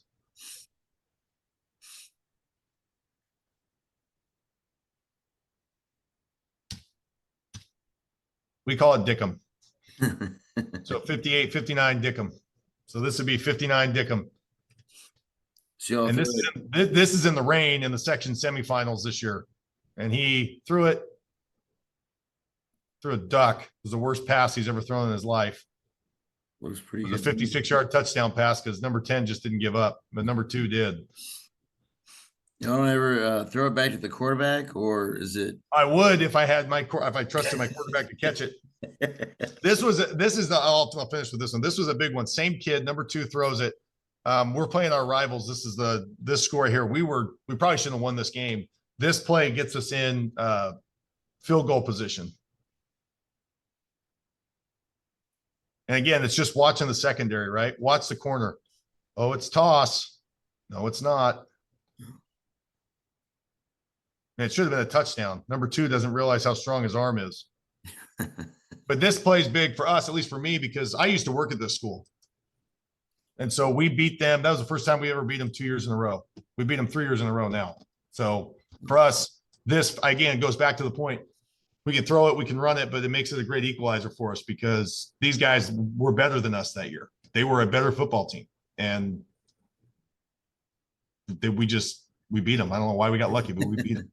Right. But anyway, so I got a lot in terms of the pass game. It's 8:48 back here on the West Coast, and I don't know if there are any questions. I think the run and shoot stuff you can apply to anything. And it's always a matter of, like Chip Kelly said it. He talks about if you're going to pull something off the shelf, you got to put something back on the shelf. So we try not to. And I'm always talking with my staff just about what to carry and what not to carry. How you got to carry your big 5: zone dive, inside veer, mid triple, try and have a toss, carry play actions off of it. Some years we run really good at trap. Some years we're really good at zone dive. Some years, we run, quarterback power or quarterback kick. This last couple of years we didn't do that. So we try to get it to our slots and our fullbacks more. It was more Harding-esque, right? The quarterbacks were game managers. But, we look back on we do our self-scout. I mean, it's 3, 4, or 5, maybe play action passes, and boots one of them, a couple off veer or a couple off midline, and then we'll carry 1 or 2 run and shoot things. And we do it enough to where we throw for about 100 to 120 yards a game. And somebody asked me earlier, how many times are you throwing in the game? Well, there was one game this year, we threw it 1 time and we won, but we were getting 8.5 on zone dive. And so, if it's working, don't change it, right? And all the geniuses in the stands can say whatever they want, but if it's working, I mean, if I'm getting 8.5, I do it again, I get a first down. Well, I'm not going to change what I do. I tell the kids that too. I go, if you guys don't like the play, mess up the blocking scheme, but I'll pull you out, put somebody else in, and you won't be in the game. And so for us, for me, I firmly believe that we are competitive, not because of what Brad Hunkins has done, but it's because of the offensive scheme and the fact that nobody else runs it. And for us, it makes us very unique. Teams do not like to play us because it's almost like they have to play. I think Monk had said after the Navy game this year, they almost have to play a different style of football. They line up and play spread. Well, if they pin their ears and go like defensive linemen want to, we're just going to hand it off. And now you got a kid going, well, what was I supposed to do on that play? And then again, if they start sacrificing their safeties, they start sacrificing their corners, we start opening stuff up. And like you said, you saw it 1st and 10, we'll throw it on 1st down. I mean, but again, I think that the running part sets up the passing part, right? You start to see them early do stuff and you go, okay, here is the answer to that. It's the if to the then. So this happens, I can do this. But that's what we do. That's that's what I do anyway. I'm just like you guys. I'm always looking for some more help. And if you guys have any questions, I'll put up my my contact information here. I had it in the presentation. Let me get the screen share going here. Hang on a second, guys.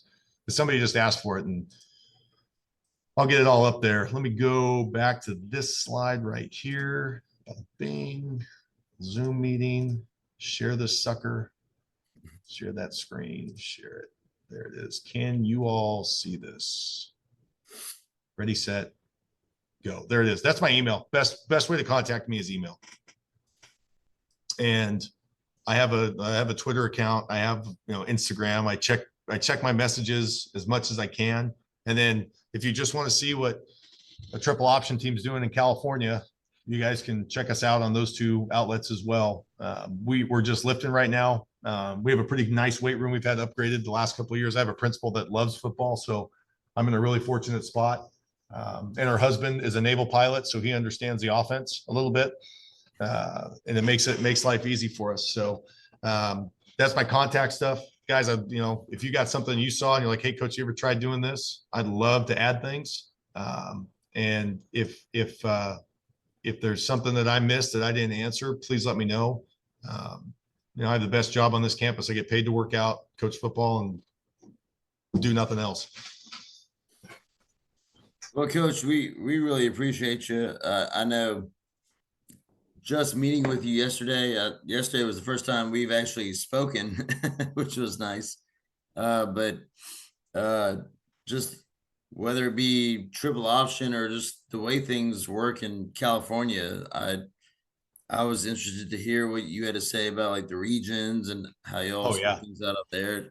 That's a different world to us, and so. Yeah, California's different. We're unique. We have a bunch of different areas or regions. We call them sections. And I know that every other state seems to have their act together and they have like a state playoff. Like California doesn't.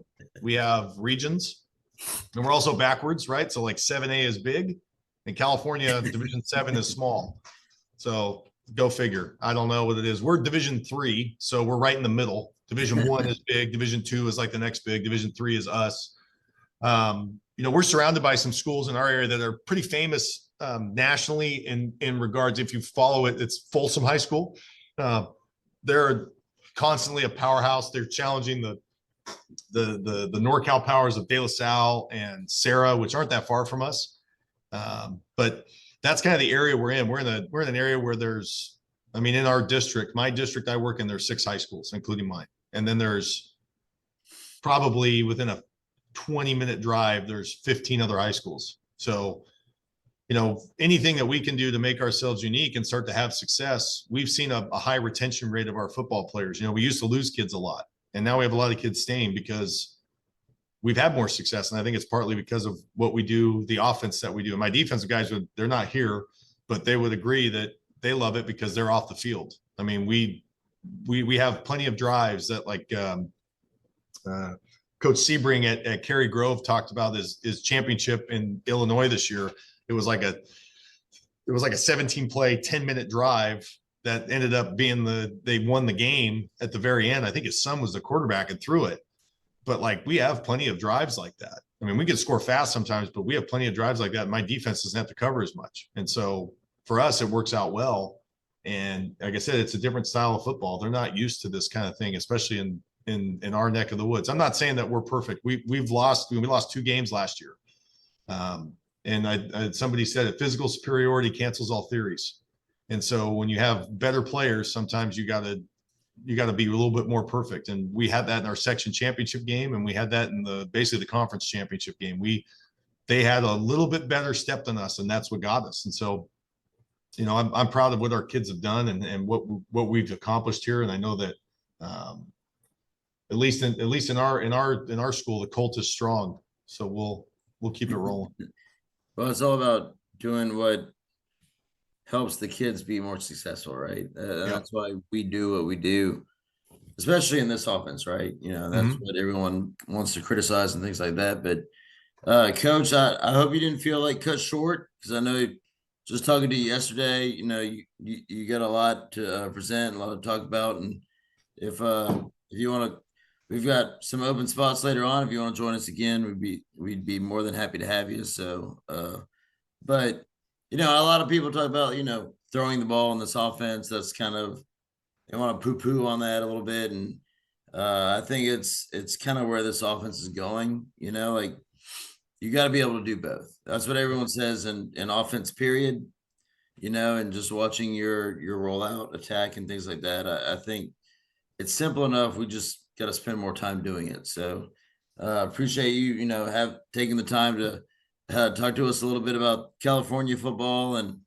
throwing the football a little bit. And again, we'd love to have you back, especially this time around if you've got some time. So, Coach. Yeah, I mean, if there's more time later, I'll definitely come back and present some things that we have. I'm lucky that I get to speak at a couple of clinics this year because not everybody runs a triple, and everybody's looking for somebody to talk about option football. So I'm going to the Glazer clinics. I'm speaking at one in Vegas. So if you guys want to come have a good time in Vegas, we can. I was going to say, we can come sit down and talk about it. I'm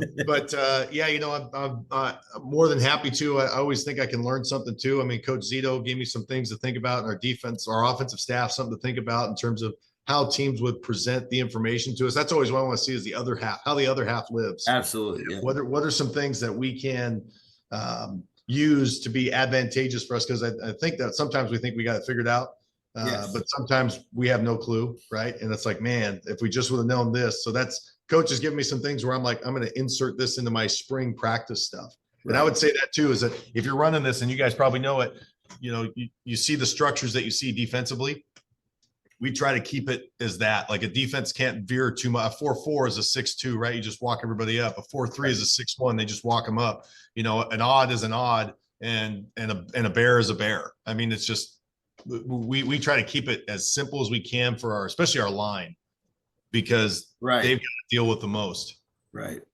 Well, and I think you bring up a valuable point too, because like what we do in a lot of ways is what we do.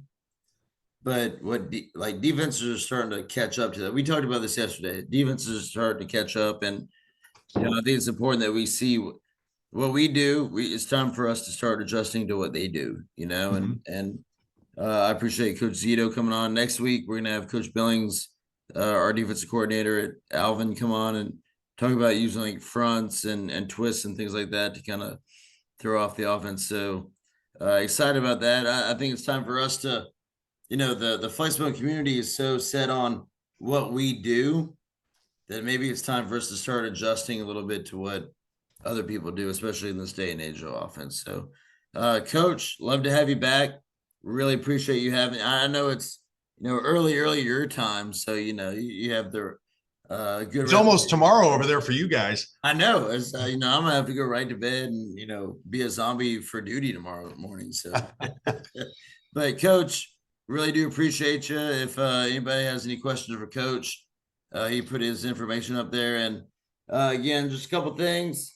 Next week, same bat time, same bat channel. We'll send out the invitations Tuesday afternoon like we did this week and the week before. And then again, our selfless plug. We've got 2 or 3 spots open on the offensive side of football. Coach, if you want to come to Texas, anybody, if y'all want to come coach in Texas, we're going to have running backs and a wide receivers coach position open, maybe quarterbacks and fullbacks. We just want some good Flexbone people in here to talk ball. And, I'm an O-line coach, but I can coach quarterbacks. We can mesh it all up. So, but guys, we spread the word. Really do appreciate y'all. Let's do this again next week. And, again, let's make Wednesday the best night of the week, talking a little Flexbone. So we got 275 people or so signed up. Let's get even more. And next week, let's open it up. Let's unmute the mics and talk a little ball, and let's share some ideas. So guys, really, really appreciate y'all. And we'll see y'all next week. Thank you, Coach. Thanks, Coach. Appreciate your guys' time. Appreciate y'all.